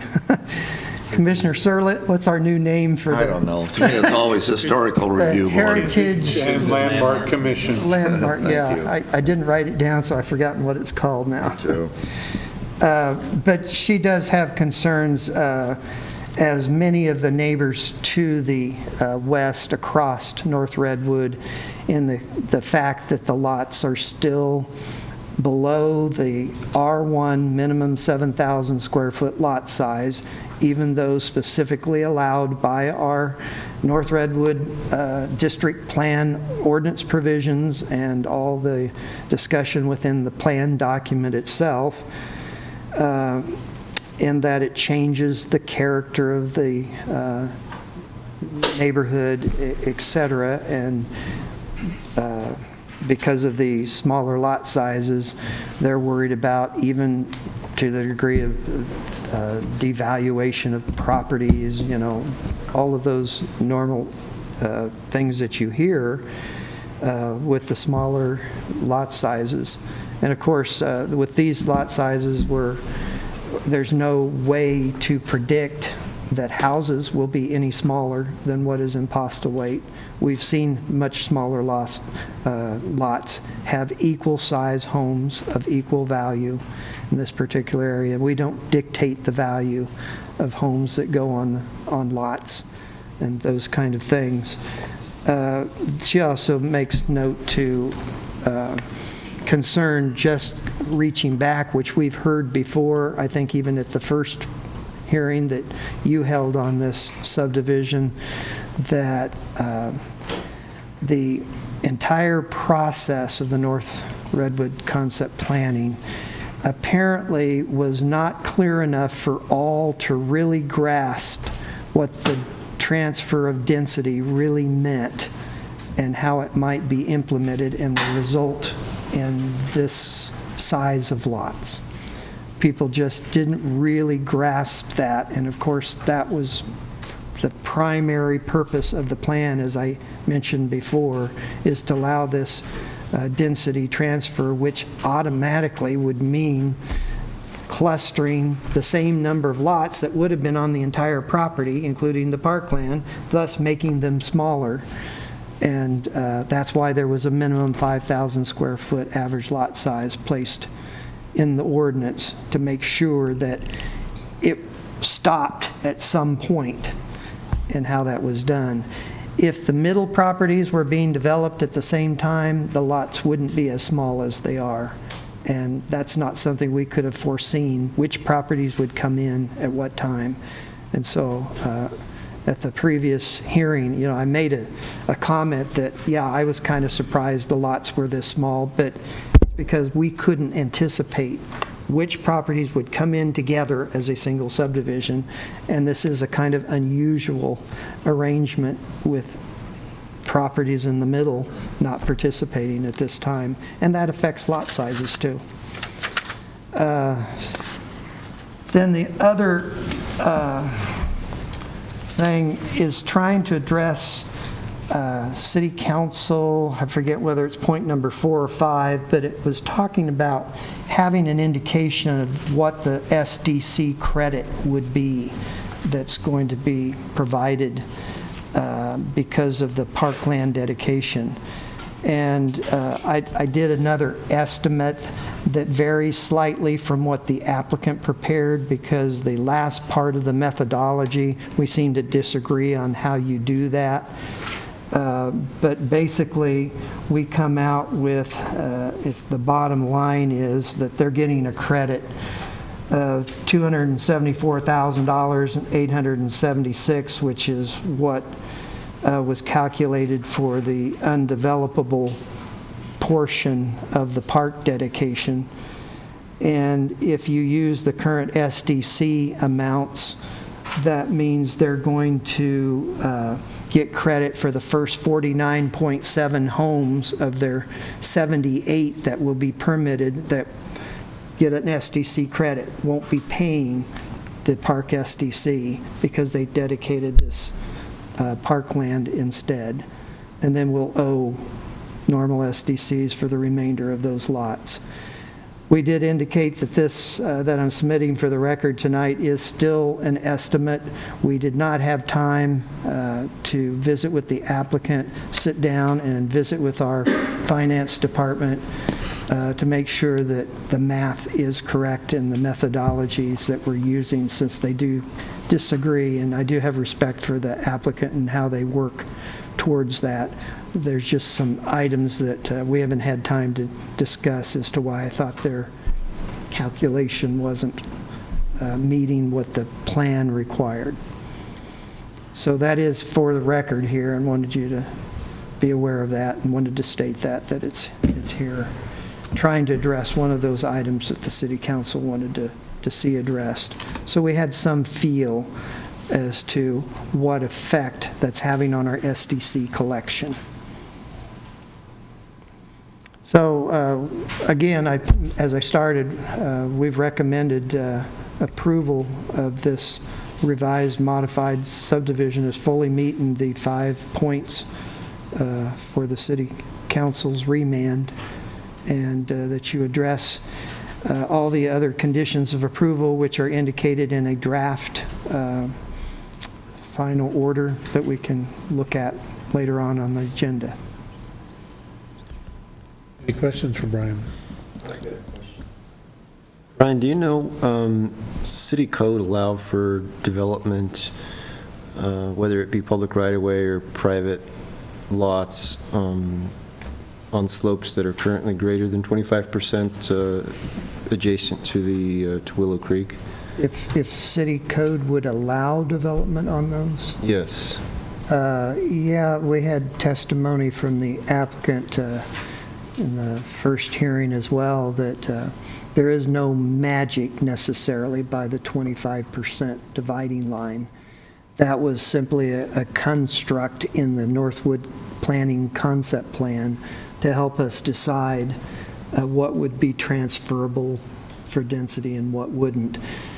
It becomes more expensive to develop a home when the slopes get greater.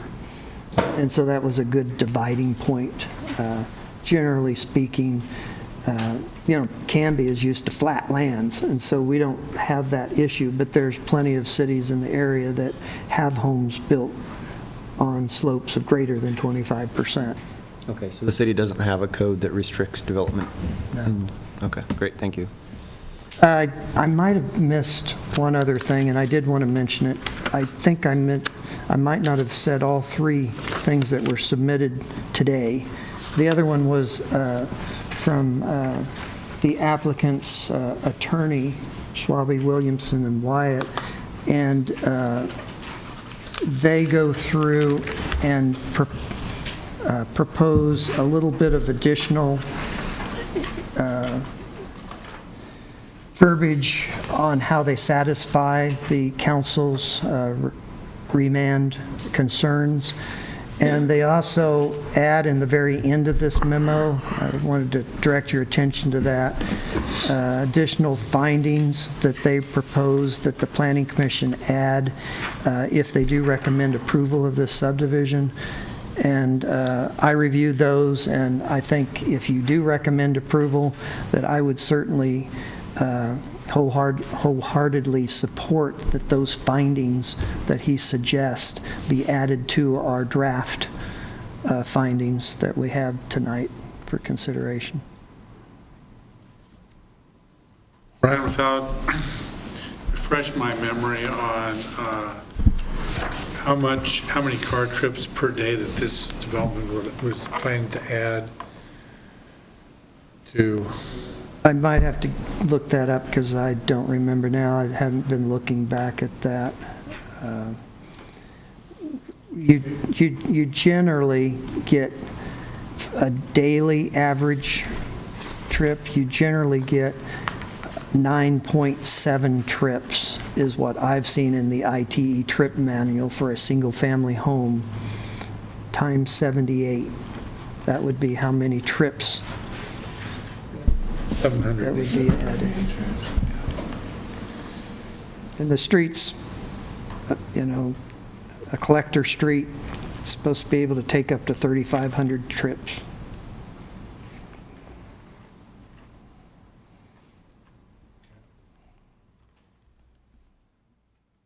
Any other questions for Brian? Okay. Lo and behold, we have Mr. Rick Givens. And he has a sidekick. Okay. We're co-sidekicks. Co-sidekicks.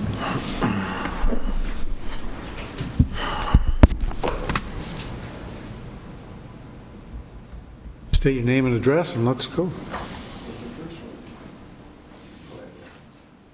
Good evening, Mr. Chairman and Planning Commissioners. You're Rick Givens? Yes, I am. Thank you. Just Rick wondering, Givens. Are you at planning consultant. 18680 Sunblaze Drive? I believe I am, thank you. Okay, just wanted to remind you. I appreciate all the help I can get. So, can you, let's see, you were asking, Brian, very first point was Yes. which plan we were going with. The first plan you showed, the discussion plan, was just exactly that. It was for a discussion with Mr. Webb and the neighbors to the north.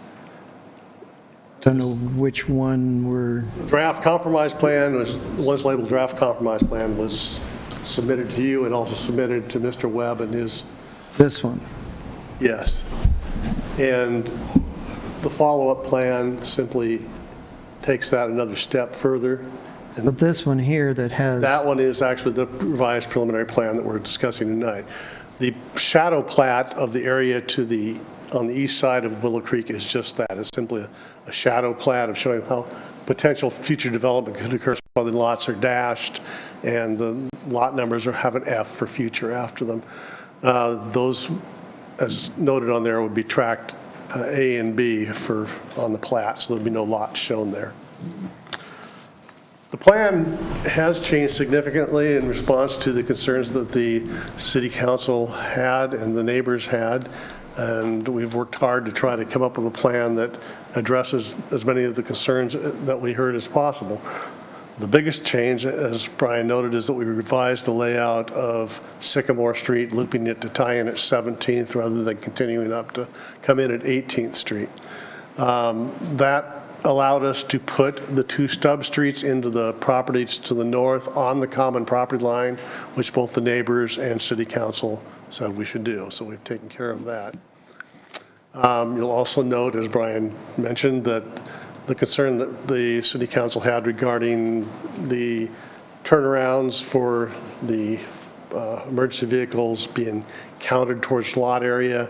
We're giving you two calculations. One is with and without. Obviously, those are temporary. They will go away eventually, but at some point in the future. But what we've shown is that all of those lots do in fact meet and exceed the 5,000 square foot lot size standard for the district, or for the North Redwood plan. Would also point out that we made a deduction of 7 lots from the plan. The park size was mentioned at City Council that we had oversized it. We thought that was a positive, but we revised it back to exactly the same size as was shown on the North Redwood plan. I overlaid them together, measured the area on the North Redwood plan, made sure we sized it so it's roughly 5.3 acres, just like it was there. I think it says 5.29, so we're right there. And that did have an effect on the amount of density for transfer. So we've reduced the number of lots by 7. We've also been strategic in the way we distributed those lots. We put the smallest lots on the area to the south boundary where it abuts the R1.5 portion of the plan. All of the lots that abut our neighboring properties, with except maybe a couple, I think 30 and 31, all the rest of them, we try to get to 6,000 square feet. That is, I did include the area of the turnaround there, but so that we would be in the realm of what's allowable in any R1 development to have some 6,000 square foot lots. Now, we are transferring density, and that's exactly, as Brian noted, what the Redwood plan encourages. The idea is to allow property owners to recoup some of the value of the land that's being given to the city. And so we have done exactly what the plan called for here. The issue of buildability was asked by Commissioner Chernisoff, is that correct? I'm sorry if I messed up your name. There's one that we raised in our narrative and also in our discussion with City Council. There is no provision anywhere in your code that says you can't build on a 25% slope.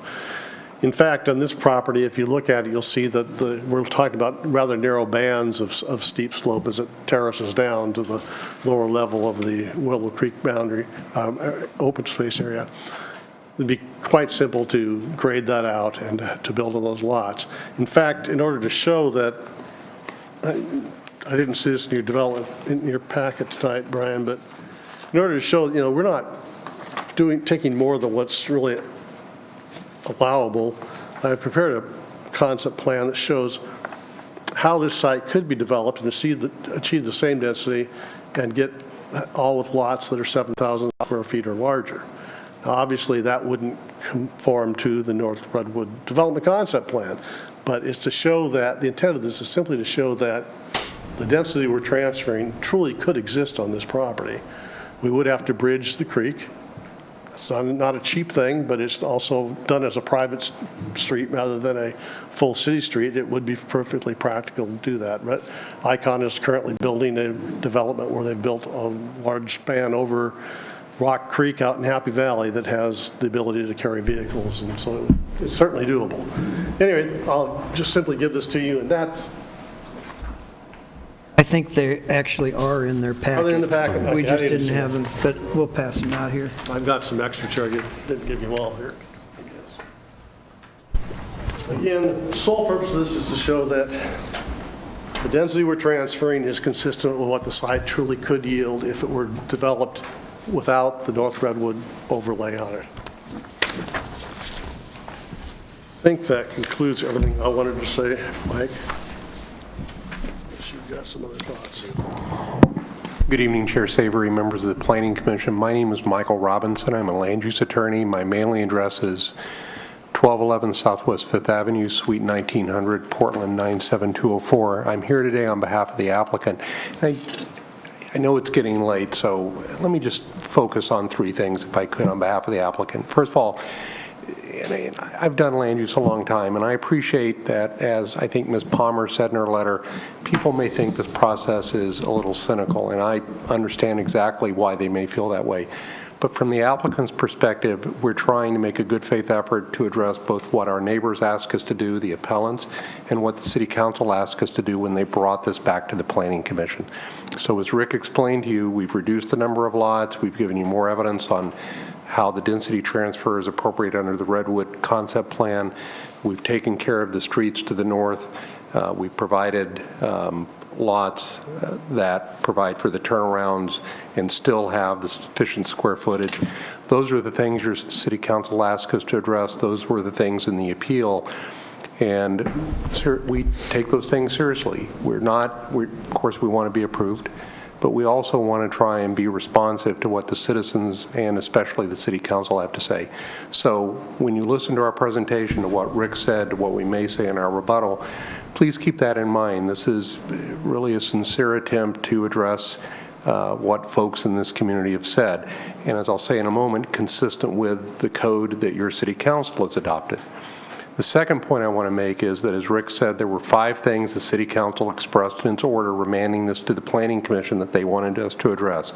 Parkland dedication, density transfer, the temporary turnarounds, parkland value, which Brian alluded to, and the future streets splitting parcel lines rather than going into the middle of existing parcels. The revised plan Rick has shown you and is before you as part of your information tonight does all of those 5 things. And as a result, we've reduced the number of lots, I think, by 7. And as Rick said, we've tried to keep the larger lots close to like-size lots, the smaller lots close to like-size lots there. Keeping in mind that your code allows lot averaging, and as long as you have an average size of 5,000 square feet, that's permissible in the Redwood Development Concept Plan. The last thing I want to say, and I've alluded to this, and I thought your discussion in your earlier hearing tonight was very appropriate. You have to weigh what the citizens say with your charge, which is to apply the law, and frankly, I saw you being even-handed, listening to folks, but still applying the criteria. That's your charge tonight. It's clear to me from listening to what folks had to say at the City Council that they're concerned about smaller lots. We're still R1 development. As Rick said, we're not developing more than the R1 zone allows us to develop, but we are allowed through the concept plan to reduce lot sizes as long as we have an average lot size of 5,000. Good, bad, or indifferent, that's what the code allows, and that's what we're bound by.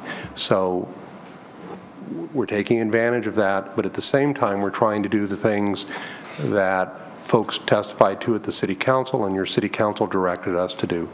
So those are the things I wanted to mention to you tonight. I think we meet the approval criteria. I should also say, by the way, because we're back for a new decision, we agree with all the prior conditions of approval that you included in your past decision. And the reason that I gave some suggested additional findings to Brian is not that he did a bad job in the findings, he didn't. But we had talked to the appellant and had said that we would do our best to demonstrate that the flexibility in the code that the City Council wanted to find was there. So I prepared some additional findings that you might consider adopting that I think does that. So Chair Savory, that's all I have tonight. The thing that I always end with is please ask us questions before the record closes if you have them, and we'll do our best to answer them. Other than that, we hope after the record closes tonight that you'll approve this application again as shown by the revised plans and with the recommended findings. And we thank you for your time tonight. Any questions at this time? I have a question. You keep referring to Canby zoning ordinance 1613.01.B.0 or .1 and 2. Do you have that ordinance with you? Pardon me, sir. Can you read it to us? Why don't I start with D? I'll just read the entire thing, which is the beginning. D is lot area exceptions and lot size averaging. The following exceptions of the city's lot size standards and lot size averaging provisions will be allowed for developments in the North Redwood Plan District. 1, the Planning Commission may allow parkland dedications to be included in the lot size averaging calculation in order to achieve community development goals and allow protection of natural resources. 2, the resulting average lot size shall not be less than 5,000 square feet in the R1 zone. Is there a question after that, sir, or did you want me to just read it? Wanted to know what that said. Okay. Because, I mean, that's what you're using to base these 5,000 square foot lots. I want to add one point I've neglected to make before. The average lot size in the development now is 6,059 square feet. We do have one large lot that contains Mr. Manuel's existing home. If I remove that, it's just under 5,900 square feet. So you have that information. Thank you. Thank you. Any other questions before we? Okay. You'll have a chance to rebuttal in a few minutes. Okay, speaking of Mr. Manuel, lo and behold, here he is. You're next. Ethan Manuel. Ah, there you are. Name and address, please. Ethan Manuel. I live at 1612 North Redwood Street. So it is part of this proposed subdivision, and just wanted to start off by saying that we've met here before, we met at the city council, and I haven't talked before. Part of that's because I thought it was fairly straightforward what we were talking about. I think in the previous time we were here, you did the right thing and approved the subdivision. But at this point, we've come back around, and I felt like it was important to at least get up here and express my support for this. Obviously, as a owner of the property, I think it's fairly implied that I support it, but I wanted to be on the record and talk about that a little bit. I think it's important to remember that these are the people who are part of this, and it's the Boyle family, myself and my wife, the Stewarts. We're part of the community too, right? This isn't just an outside developer that's being affected by this. This is part of the community and the people who have been here. I've been here in this town for 45 years. We've lived at this property for 12 years. The Boyles have been there for generations. The Stewarts were there for generations. So these are not fly-by-night sort of people that are involved in this process that have just come in. We've been here as part of the community long-term. We're staying here long-term. So we will continue to be part of this community, and we're looking forward to that. I think what ICON has brought forward is a well-thought-out plan. I think they've gone, frankly, above and beyond to really try to hear the community in terms of the neighbors, adjust things as they were requesting, adjust as the city council was requesting. So I think they really have shown the very good faith effort to do that. And so, you know, I think the most common thing that gets talked about here is this density transfer, and understanding that, understanding how you end up with lots that are lower than 7,000 square feet in a R1 zone. It's even been suggested that the density transfer and having these smaller lots is somehow unfair or was not in the spirit of the development concept plan. I participated in the development concept plan as many other people in the community, and I would suggest to you that it's not only in the spirit, it's exactly what was intended. We as property owners that are part of this were asked to give more than we were required to give for the express purpose to get this community asset basically secured so that we could have this park for everybody to enjoy in the community. That was the point of the development concept plan. That's why it was asked to get this park dedication. As a result of that, we could not develop as many lots on our land, and that transferred over to the existing land. in total, it's the same number of lots that we could get if we didn't have to give the land for the park. But as the development concept plan dictates, that was a requirement. So it really is not benefiting us or favoring us over anybody else. It's just that other property owners who don't have a portion of their property on the creek and as part of the park dedication are not required to give that. So it really was intended to be an equitable aspect to increase the fairness of people who had to give more and people who didn't have to give any.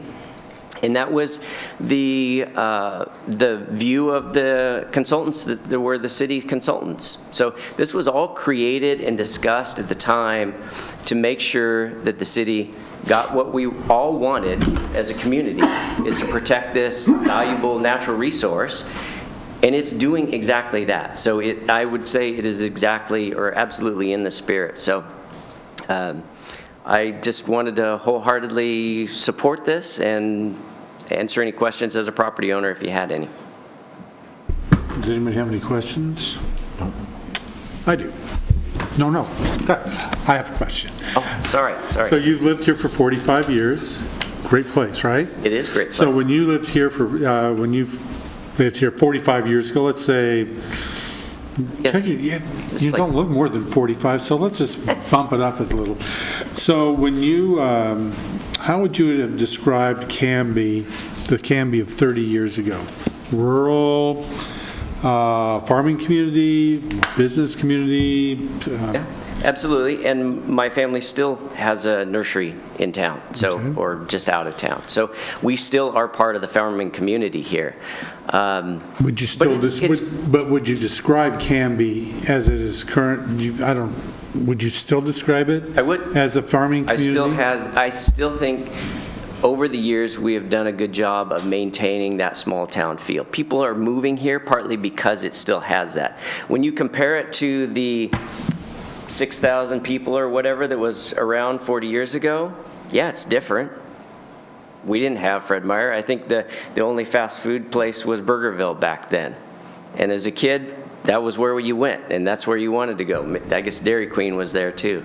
But we all grow, right? And it's a matter of how you grow. I think this is in the spirit of our community. I think it will be a nice place for people to live, just like Postal Waste Estates, just like many of the other developments that are around. We don't have to give up our goal of having a small town feel just because we have more people. I think it's inevitable that we grow. It's a matter of how we grow. I know that from the last thing that we just did, plus some of the people that are going to be speaking here pretty soon, I think that we hear up here, we hear a lot of our lifestyle is changing. The lady back there in the previous testimony was concerned about her chickens running around her road and her 90-year-old dad being able to walk safely. And so one of the things, and Sean, Ms. Varwig alluded to it earlier, because we're all concerned about the traffic that this is going to generate. Those are the things that we can't do anything about, but I feel the need to express it. I just wanted to get that out there that I'm not sure that I agree with you that we're going to be able to keep a small town feeling because I've lived here for 25 years, and so you're a little longer. It is a matter of perspective as well, right? So the people who have been here for decades say it's lost some of that small town feel and that charm. But if you talk to people who live in West Lynn and they look at Canby, they come through town and say, how quaint, right? It is a matter of perspective. And so, do we want to quit growing? I don't know that anybody wants that. I think we want to have nice places for people to live. I think this is a nice addition to the community at the end of the day. Thank you. Any more questions or comments? Thank you very much. Now we'll hear from Susan Myers. Myers. Yes. Your name and address, please. My name is Susan Myers. I live at 1590 North Ponderosa Street. I'm at where 16th and Ponderosa come together, so just across the neighborhood next door. And I'm the secretary for Postal Wait Estates, and I'm here because our president is out of town, and he submitted a letter. It was dated March 9th. I'd like to point out that should have been April 9th. So I'm here to reiterate some of the points that he made. One thing before I get started, I did want to point out that in Mr. Robertson's letter, he references some sections that you were asking about. 16.13.010B does not have any 1, 2, 3, 4. There is nothing. If I So I could believe point that's out, supposed to be D. you are correct in that there is an error in the published code document. It's clear what he's referring to, but it's not 010, it's actually 030, and there isn't a 030 because there's a mistake in our code. But I think the reference is, my point is that it's D and not B. Right, exactly. Throughout this. So in the findings, it has the wrong section. Yeah, so we need to correct that in our findings if something like that was to become If it part were of to be adopted. Yeah. So Postal Wait Estates has 64 residents. I'm here representing the board, which represents those homeowners. We did participate in the concept plan. I don't think the membership fully understood, as Brian mentioned, the concept of this level of density transfer. But when we saw in the plan that it was light yellow, R1, low density, we understood that it would have the feel of a minimum lot size of 7,000 square feet. This other section of the code that I don't think Glenn France knew about, our president, when he wrote his letter, it does allow for density transfer. But the question is, and I think part of the city, my understanding of what the city council sent this back to you is, does this represent the spirit of the concept plan that had R1 in this area? Is when 75 of the 82 lots are in what in our normal code would be R1.5. In essence, 91% is what we as a community know as R1.5 zone density. So we feel frustrated because we thought we were getting homes that were lot sizes that were bigger, where there's more room for the kids to play in the backyard, the houses aren't as close together, all that. Like Brian said, they may still build big homes on those lots, but it's harder to maintain the values over time when you have that kind of density. And that is, our concern is the impact on our community when you have so many people living in such a tight area, and the long-term effect, not how it's the values when it initially is open for business. So in this section for the density transfer, it says that you may allow it. There is some discretion. It does say that lot sizes can go as low as 5,000, but our comment is, to this degree, seems excessive. There is 91% is significantly smaller, and that is more than I think anyone anticipated. And we're asking, to the extent that you have discretion under the criteria, we would ask that you help increase the size of the lots. Then the next point is, in Glenn's letter, is talking about asking for a condition of approval that there be CC&Rs placed on the property that would allow for an HOA. And the reason for that is that along Redwood, our development code does not allow driveways onto Redwood. It requires that it be fenced so that kids throwing a ball in the backyard doesn't go into Redwood. And that's the same for many of our developments in town. Postal Wade Estates, we've got that big wall. Tofty Farms, Dinsmore Estates, Northwood, I can go through a ton of them. And all of those have HOAs, and what you'll see is they're maintained well.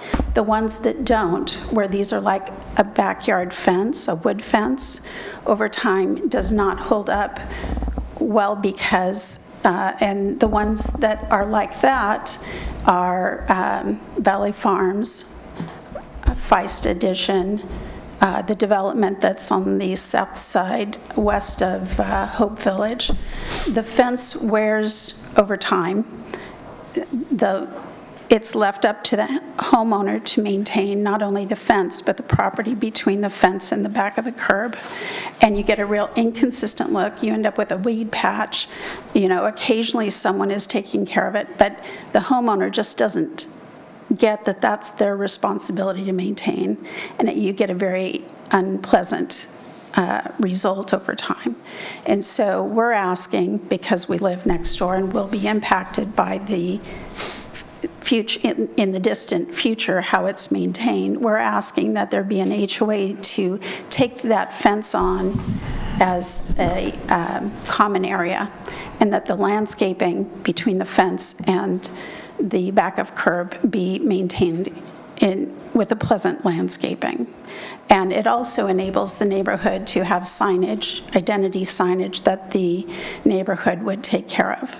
In our view, it is a requirement for the overall subdivision, and so it should be shared by the cost for it should be shared by the whole community, not just by the individual homeowners. Also, so in Tofty Farms, that is our only common area, Postal Wade Estates, that is our only common area, in addition to our wetlands, which is a storm water drainage detention area. We have to maintain that ourselves. We had to landscape it. We have to, replace plants when it dies. We have to mow it. And it is an area where we can go as a community. But nobody does. It's fenced off because it's, wetlands, and it's quite a step down because it has to be a detention area. So this also has a detention area. It sounds like it's being transferred to the city. I'm wondering, or we're wondering, if we have to maintain ours, why wouldn't this neighborhood, if the detention pond is detention area is a requirement for the overall neighborhood, why wouldn't the neighborhood have to take care of it in the same manner that we do? So also, we believe if we need to accept this level of density, that an HOA would assist in keeping the property values up, especially when you have that much density. So when you look at a dense neighborhood like Villebois and Wilsonville, it's all HOAs, to make sure that when you have the houses so close together, you just really impact the value of your neighbors. So we gave a lot of other positive reasons, but we know not everyone wants to live in a neighborhood with an HOA, but the reality is for the neighborhood to do well over time, especially with the fence and landscaping, it's kind of needed. And then the last thing we were talking, I guess we had a transition in our on our board, and we were understanding that Redwood Street, the actual street, was not going to be improved as part of this for the sections that are being developed. Did we understand incorrectly? They will be improving to city standards 1/2 the adjacent street to this subdivision. Okay. And that's what we wanted to make sure happening, because some people that were representing us didn't think that was happening, and that's why we were asking for a bond to be collected to cover that, because we thought it wasn't going to happen at this time, so that's it. Do we have any questions for Ms. Mayer? Did I get that right? Myers. Myers, I'm sorry. Any questions? No? Thank you very much. Thank you. Okay, so we have Eric and Joe. Wrecked. Okay. I'm sorry. It's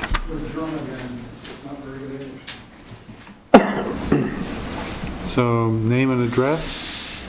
That would be great. This is my husband, Eric Recht, and I'm Joe Recht. We live at 1594 North Redwood Street. We are one of the properties being surrounded by the proposed development.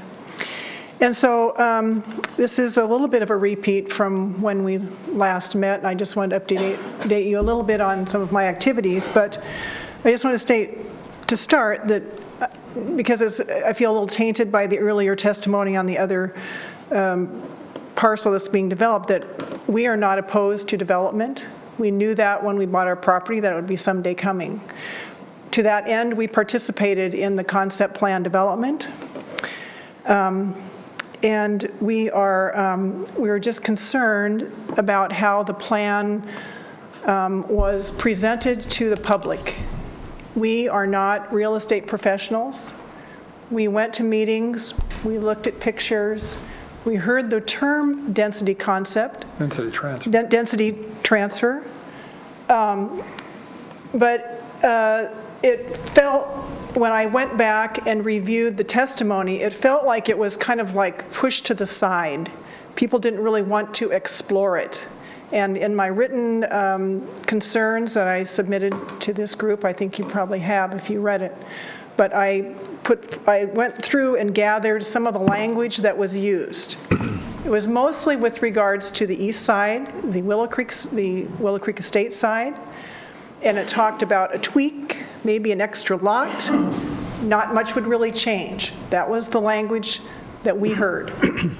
And so when we came to realize that this was really going to turn essentially all of the North Redwood area into medium and high density rather than some amount of low density, it didn't, in my mind, meet the spirit of what I understood the concept plan to be.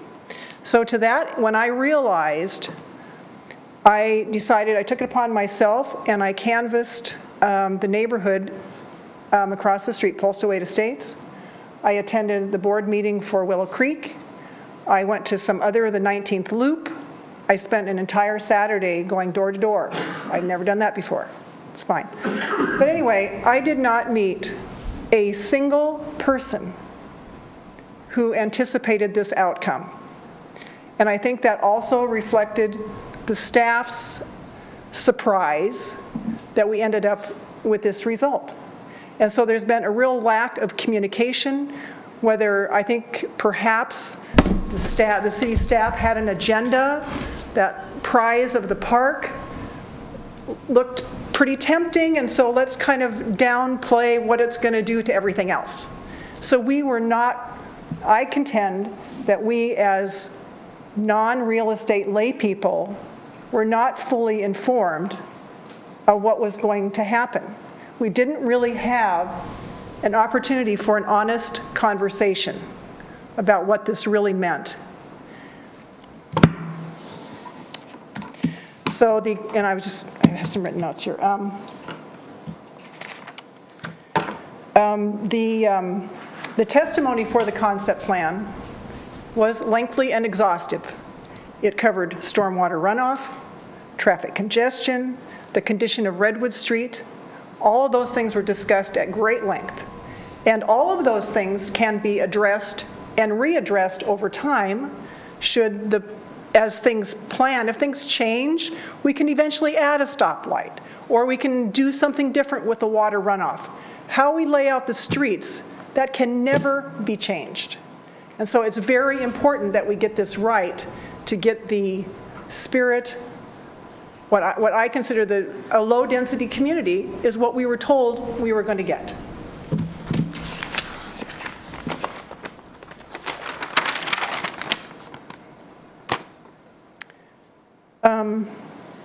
Anyway, I guess I do go back to the spirit of the law. I mean, I'm not saying that Mr. Gibbons and the developer haven't dotted every I and crossed every T. At this point, I'm sure they have, to being under such scrutiny.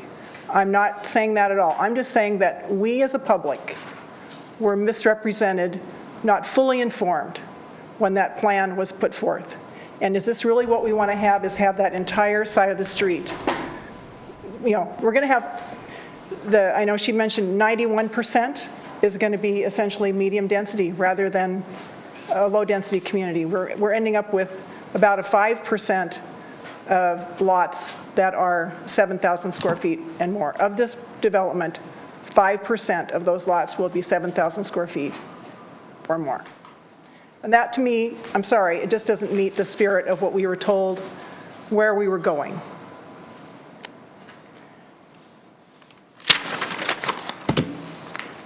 Anyway, I thank you for listening. Any questions? Questions? Thank you so much.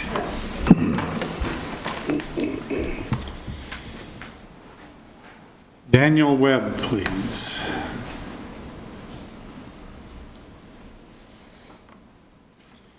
State your name and address, please. Daniel Webb, 1109 Southwest 1st, Suite F, 742 here in Canby. Thank you, Mr. Chairman. I know it's getting late, so I'm going to try to be brief. As you're all aware, I represented the appellants in the appeal of the subdivision, and after expenditure of thousands of dollars by the appellants in the appeal process, we find ourselves back here tonight.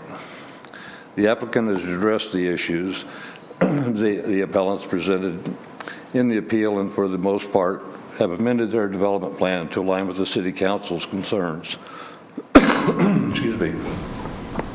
However, the density issue and the ordinance allowing for the density issue is still raising its ugly head. The development is still a long way from having 7,000 to 10,000 square foot lots, which I believe everyone from the stakeholders to Brian Brown, the Planning Commission, and the City Council all expected to see in the R1 portion of this development area. Realizing it may not be possible to unring the bell as it pertains to the NRDCP, the applicant has utilized the development code and the NRDCP to their advantage in order to maximize the development's potential, which is to be expected. Over the past few months, it's become apparent the NRDCP is flawed, and I believe the responsibility of this goes directly to this commission and the planner who drove the bus during the process for formulating the plan. Somehow the spirit of the plan, as those who had foreseen it, was forgotten somewhere along the way. 3 years ago, we all met and watched the presentation of the plan to this Planning Commission and the City Council. We fell in love with all the pretty pictures, all the drawings, etc., and said at the end, what a wonderful plan this will be, and we'll all be proud of it. For myself and a number of the other participants who invested many hours of our time in formulating the plan, it no longer feels wonderful. I feel we're all misled. We're victims of what feels like a bait and switch, to be honest. As a member of the Stakeholders Committee, I blame myself for swallowing the bait. I should have known better than to believe someone who tells me, don't worry about it. The density transfer will make very little difference. And the street plan, it's a concept plan, so don't worry about it. That can be changed to fit the property owner's needs. moving forward, I don't think tonight is the last time the commission is going to be addressing the density transfer and the other issues that have been brought forward on this subdivision and those to come in the future. Thank you. Any questions for Mr. Webb? I do. Mr. Webb, just real quick, because we've been kind of given an idea what this would look like. The folks that you represent, would they be more willing to have less park versus what's being donated by the landowner and the developer for the parks? Well, you get me started on parks. First of all, this park is part of the concept plan, I believe, is a mistake because it'll never get developed. The city doesn't have any money now. That don't have any. They've never put anything in motion to try to put a plan together to fund even the maintenance of it, let alone the development of the park. And that's been 3 years ago this fast, and nobody's that I know of has moved 1 inch towards a plan to address those issues. So as far as the park could have been an acre, it wouldn't have made any difference, or 50 acres. It's still going to be a wetlands and a wasteland. The city's going to add 6 more acres to the 6 they have in north of this, which they don't maintain. They kill a beaver now and then, but other than that, nothing. So I'm totally frustrated. This plan is nothing like the stakeholders and the other committee members had envisioned when we brought it before the Planning Commission and the City Council 3 years ago. Not even close. And if you've gone through it, I'm sure you have, went through the concept plan, looked at all the pretty pictures about the park and the walkways and et cetera, et cetera, et cetera, and we all bought it. But if it happens, I'll be very surprised because nobody in the city has taken the initiative to move something forward in order to correct the mistake that were done on this plan. So I don't know if that answered your question or not. It did. Thank you. Thank you. Any other questions? Thank you very much. There's some rebuttal time. I would like to speak. Okay. Before the rebuttal, sure.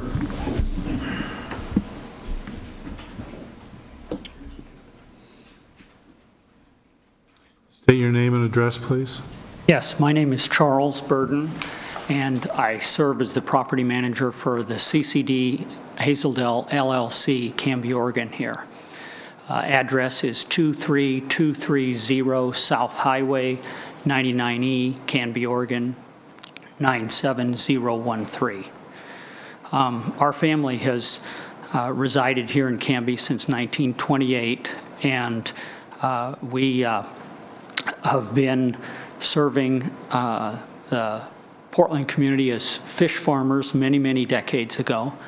And we have, in the roughly 1960, had constructed an irrigation pond upstream from this development. I was always told by folks when we were seeking to develop our land that we would not be allowed to build any closer than 50 feet from the edge of the waterway. And up until I got here this evening, I had no knowledge that these were going to be built. At least it looks as if it's right down on the water's edge.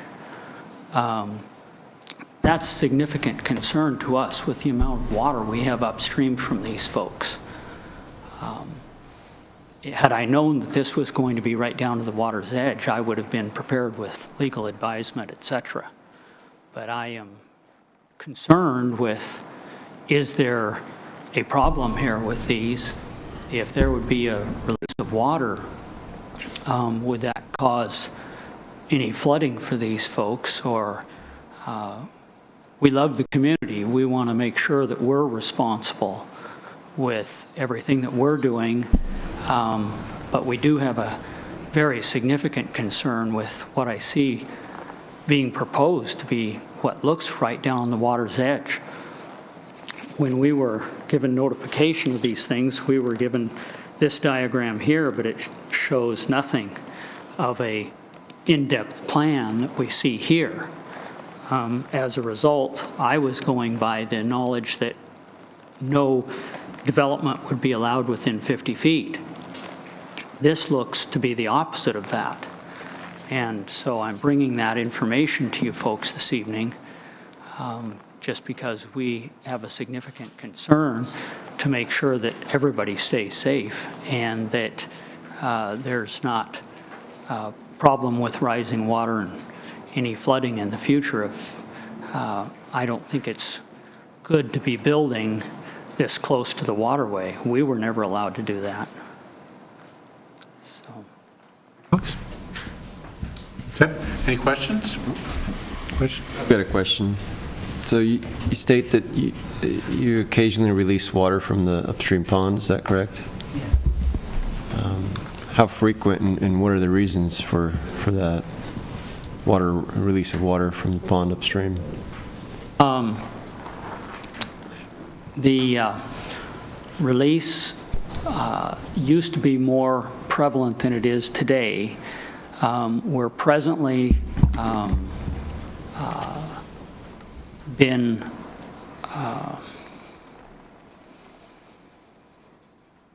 approximately 2 years ago we had released water, and the concern is that if there would be liability, if there would be something fail with our dam, or it's a man-made dam.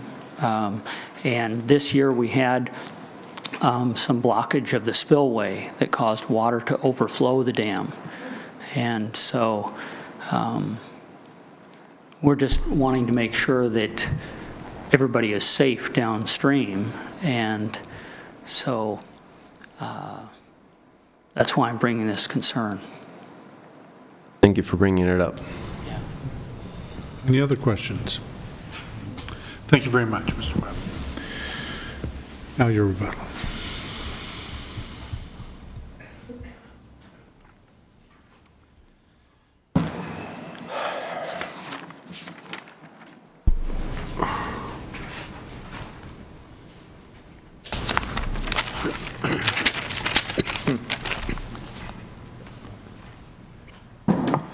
For the record, Rick Givens.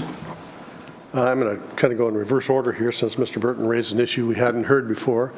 I reviewed the FEMA maps for this area, and there are no lots within the 100-year floodplain.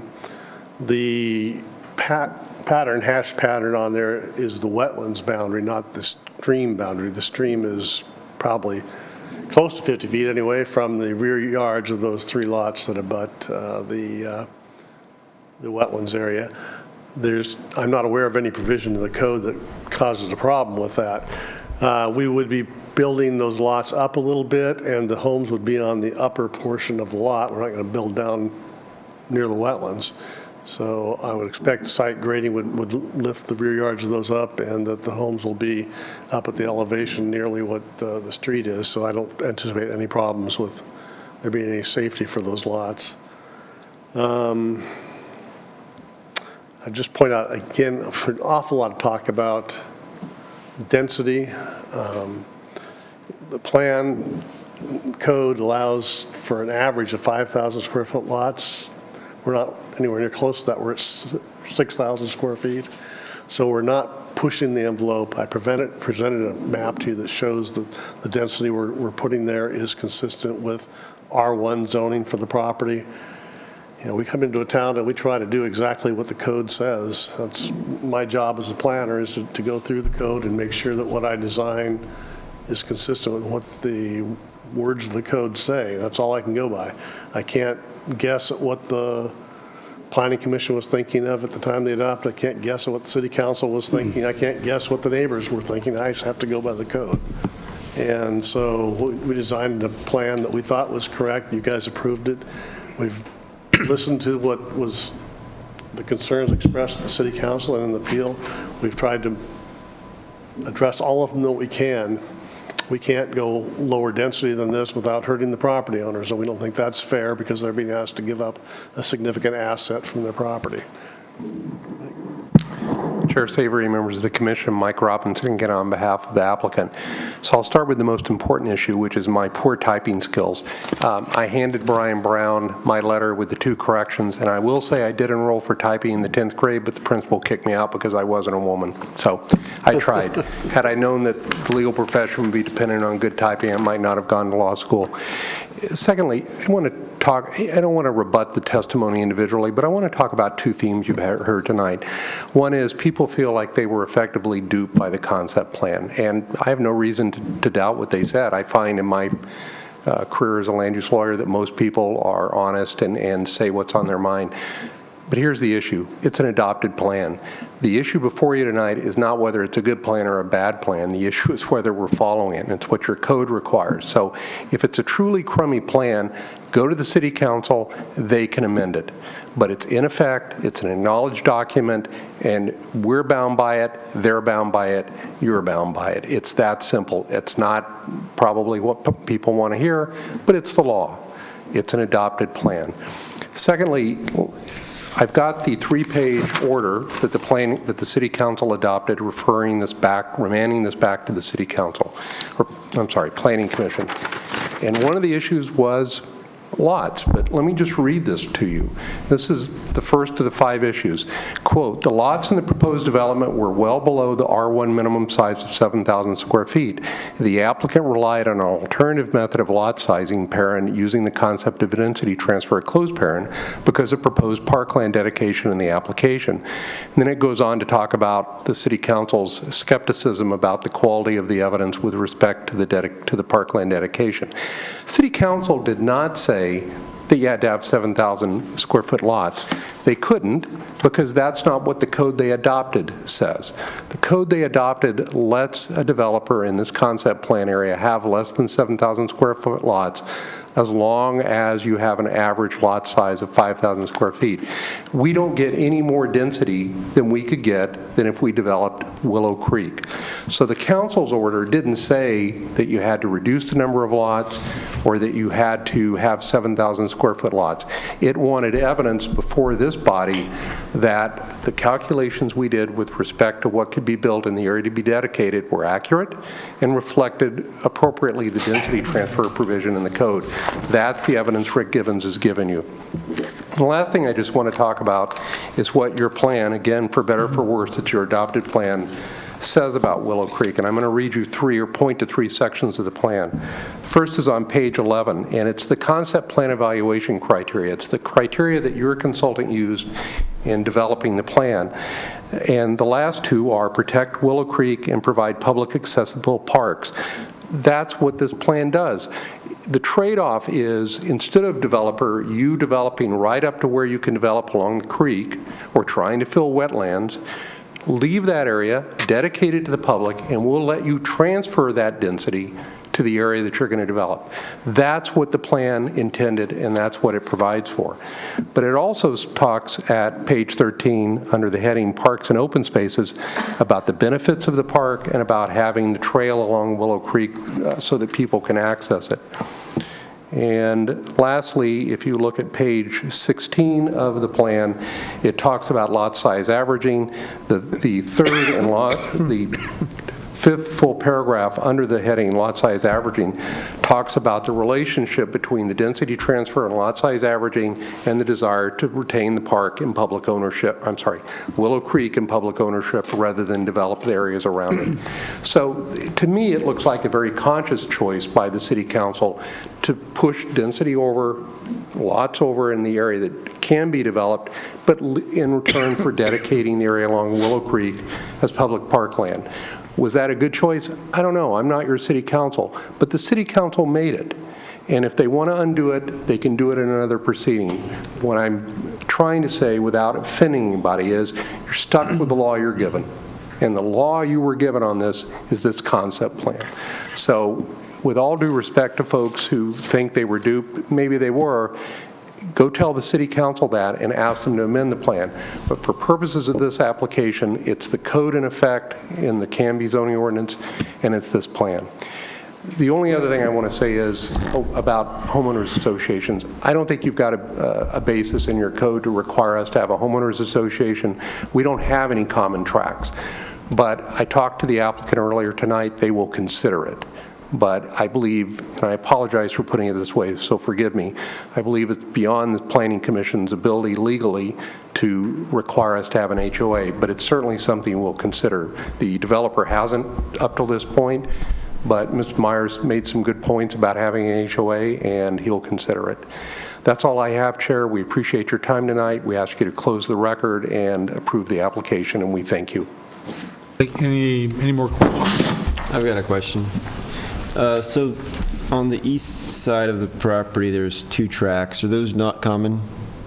Pardon me? The 2 tracks where we've got Those the are not shadow common lot. areas. Okay, just wanted to. All right, thank you for the clarification. Any other questions? Thank you. Thank you, sir. Okay, at this time, we'll close the public hearing.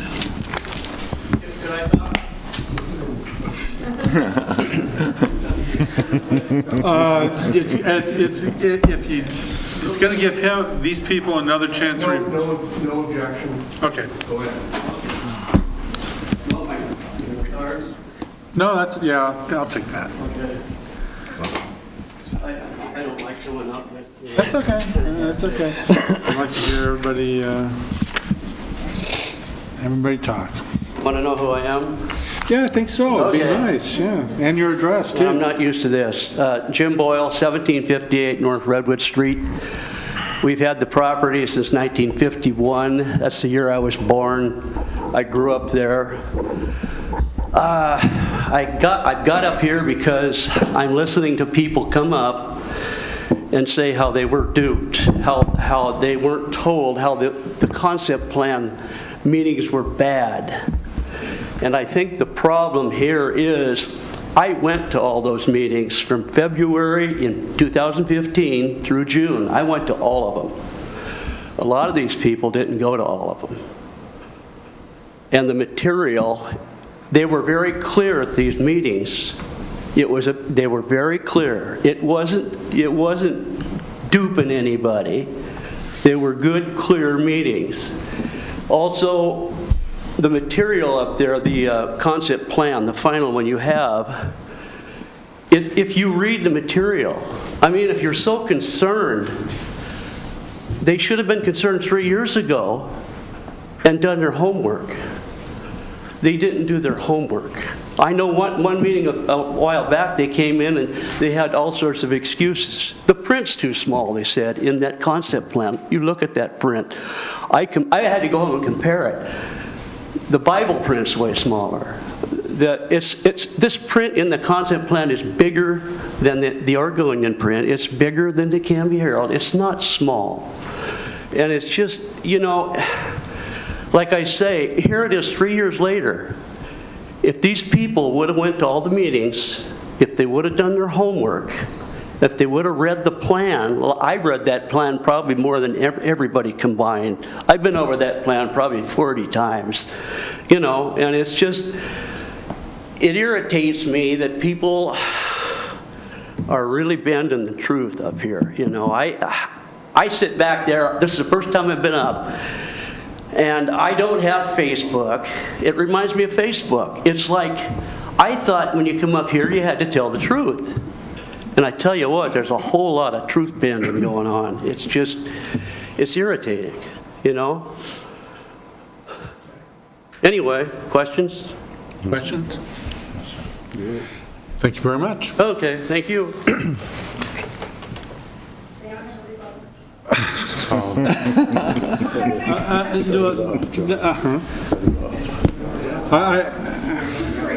Just brief. 1 minute. All right, 1 minute.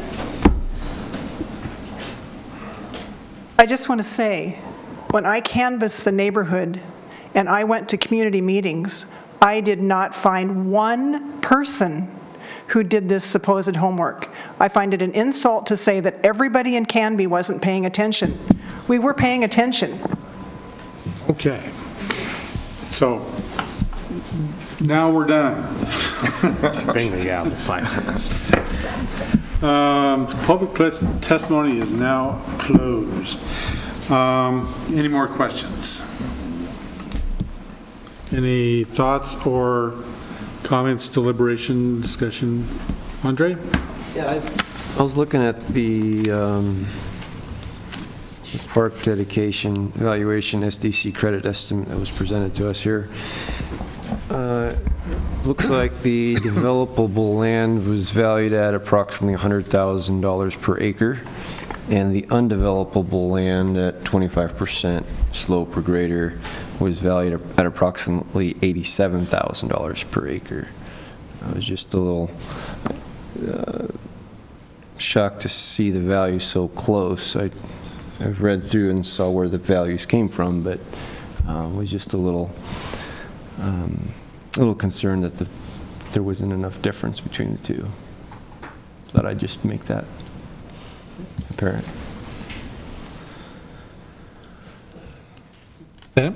Okay, Sean? That I had.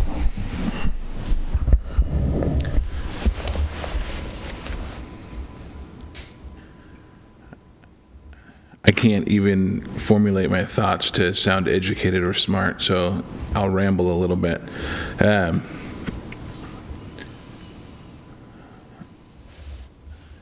I'm not 100% sure how to say I support both sides of this. I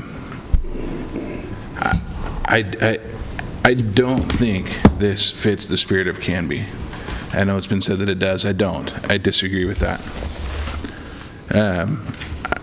I live in Township Village. I live on a 6,500 square foot lot. I had dinner on my back patio last night and heard the conversations of every single one of my neighbors, including the bad words. To which my 7-year-old daughter said, "What does that mean?" So I think the small lots I just don't like them. I don't think they fit the spirit of Canby. I think Canby, as we talked about earlier, is a farm town, the small town feel. And you're absolutely right, Mr. Manuel. It's the attitude that creates the small town feel, not the amount of people that are here. But the more people we have here, the less people we have with the attitude of the small town feel. And so I don't love it. However, the developers have met the code, and it's not their fault that the code is what it is. And as a business owner myself, I understand the need to make money and the desire to make money, and that's what they're here for. I'm sure that if they could, be best friends with everybody in Canby, they would, but they have a business to run as well. And so I guess that's my thoughts to say. I see both sides of it. I want it as much as I don't want it, because it does meet our code. And I wish I could find a better reason to say no to it, because I don't think it fits the spirit of Canby. And kind of going back to the conversation of earlier, if we can make our decisions up here based on what we'd feel, I'd say no. But I think that they've met the code. Vote right. I think, we were involved in this, and so was the city council with the concept plan, and I think we failed miserably. We're just lay people. We, like probably a lot of you out there, were thinking something different when it was done. The ordinance does say that they can transfer the density from the parkland, although I think the reason that parkland was dedicated because of the expense of building on it, and the feasibility of building on it may not be so good, but that, I don't know as that means squat, because the R1 residential zone is 10,000 to 7,000 square feet. And this is, I mean, I tried counting the 7,000 square foot lots and I gave up because there were so many 5,000 something square foot lots that I couldn't find them. And then the lady said there was 91%. The city council remanded it back to us, and I'm not very happy with them for not having the nerve to do what they think they should have done. Put it back on us. They should have handled it. But, and they mentioned this, the 7,000 square foot, and whether the law says that you have the right to do that now. I think that they think that you should have done something a lot more than what you did when you came back with these lot sizes. And I think you could have. So, and it says we may. Does it say we have to allow 5,000 square foot lots? I think we made a mistake by approving this the first time.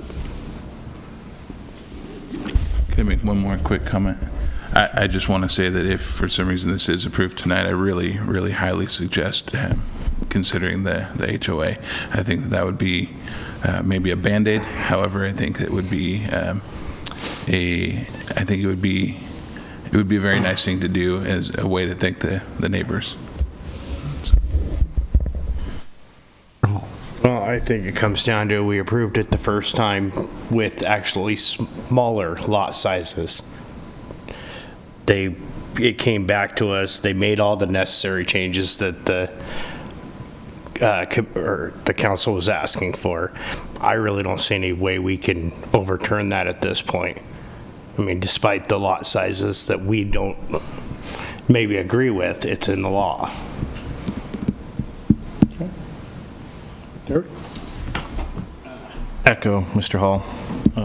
I think that, I think we all have personal opinions to this, and we may or may not have done something differently to this, but it's something that we've adopted, and I think the city council needs to address it.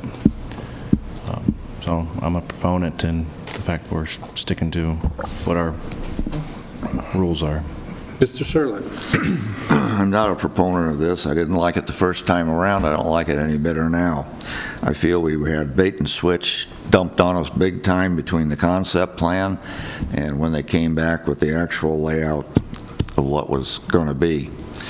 I still have concerns about parks being able to maintain the wetlands, the Willow Creek area. I've never got a satisfactory answer to that. They can't maintain what they have now. How's it going to get any better when they add a bunch more square footage to their workload? One thing that has not been addressed, and I feel it should have been addressed early on in this, is the traffic impact on Territorial. Granted, it's not the applicant's fault of this, but we keep adding more and more and more apartments, homes / residences along that corridor, and nothing gets done. So for that, I'm against this.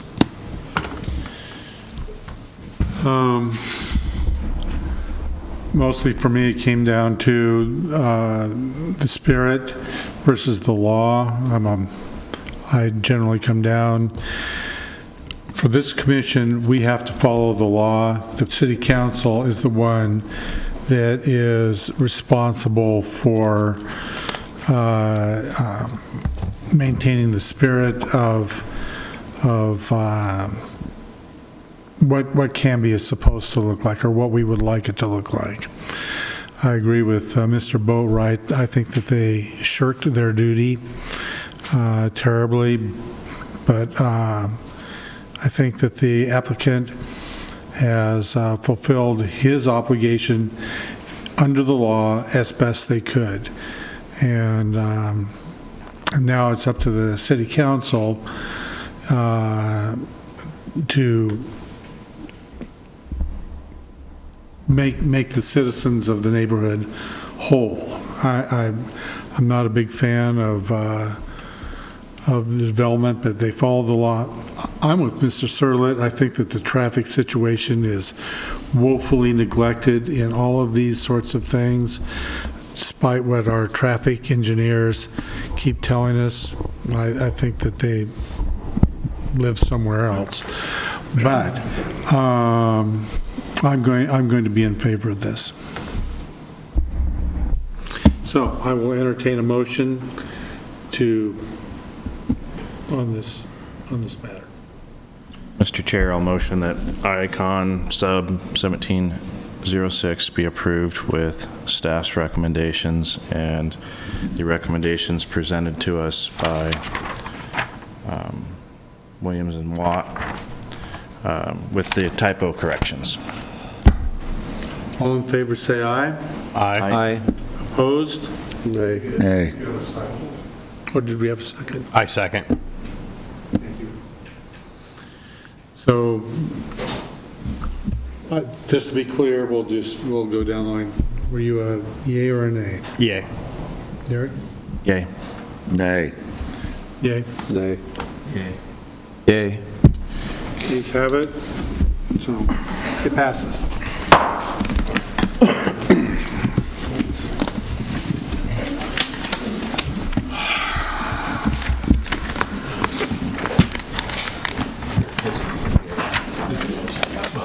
Yeah. Okay, so final decisions. I will entertain a motion for a final decision on DuPont Annex 18-01/ZC 1801 for final findings. I need a motion. Make a motion that we, Go have a drink. yes. I see.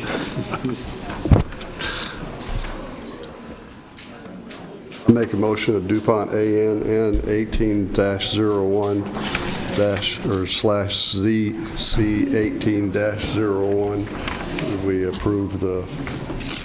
Second that. All in favor, say aye. Aye. Opposed? Now I need a motion for the final findings for the Icon Sub 17-06 /APP 1703. Mr. Chair, I move to approve Icon Sub 17-06/APP 17-03 final findings with the recommendations from staff and the recommendations from Williamson and Wyatt with the typo corrections. So second. I second. All in favor, say aye. Aye. Aye. Opposed? Opposed. Okay, items of interest from the planning staff. So next meeting is Monday the 14th, is that correct? Yeah. Okay. I will not be here, more than likely, for that meeting. Okay. Items of interest and guidance from the Planning Commission? No. Good. We're good? Sleep is good. Sleep is good? I'll entertain a motion to adjourn. Make a motion that we adjourn. I second. Say aye. Second. Aye. We are adjourned.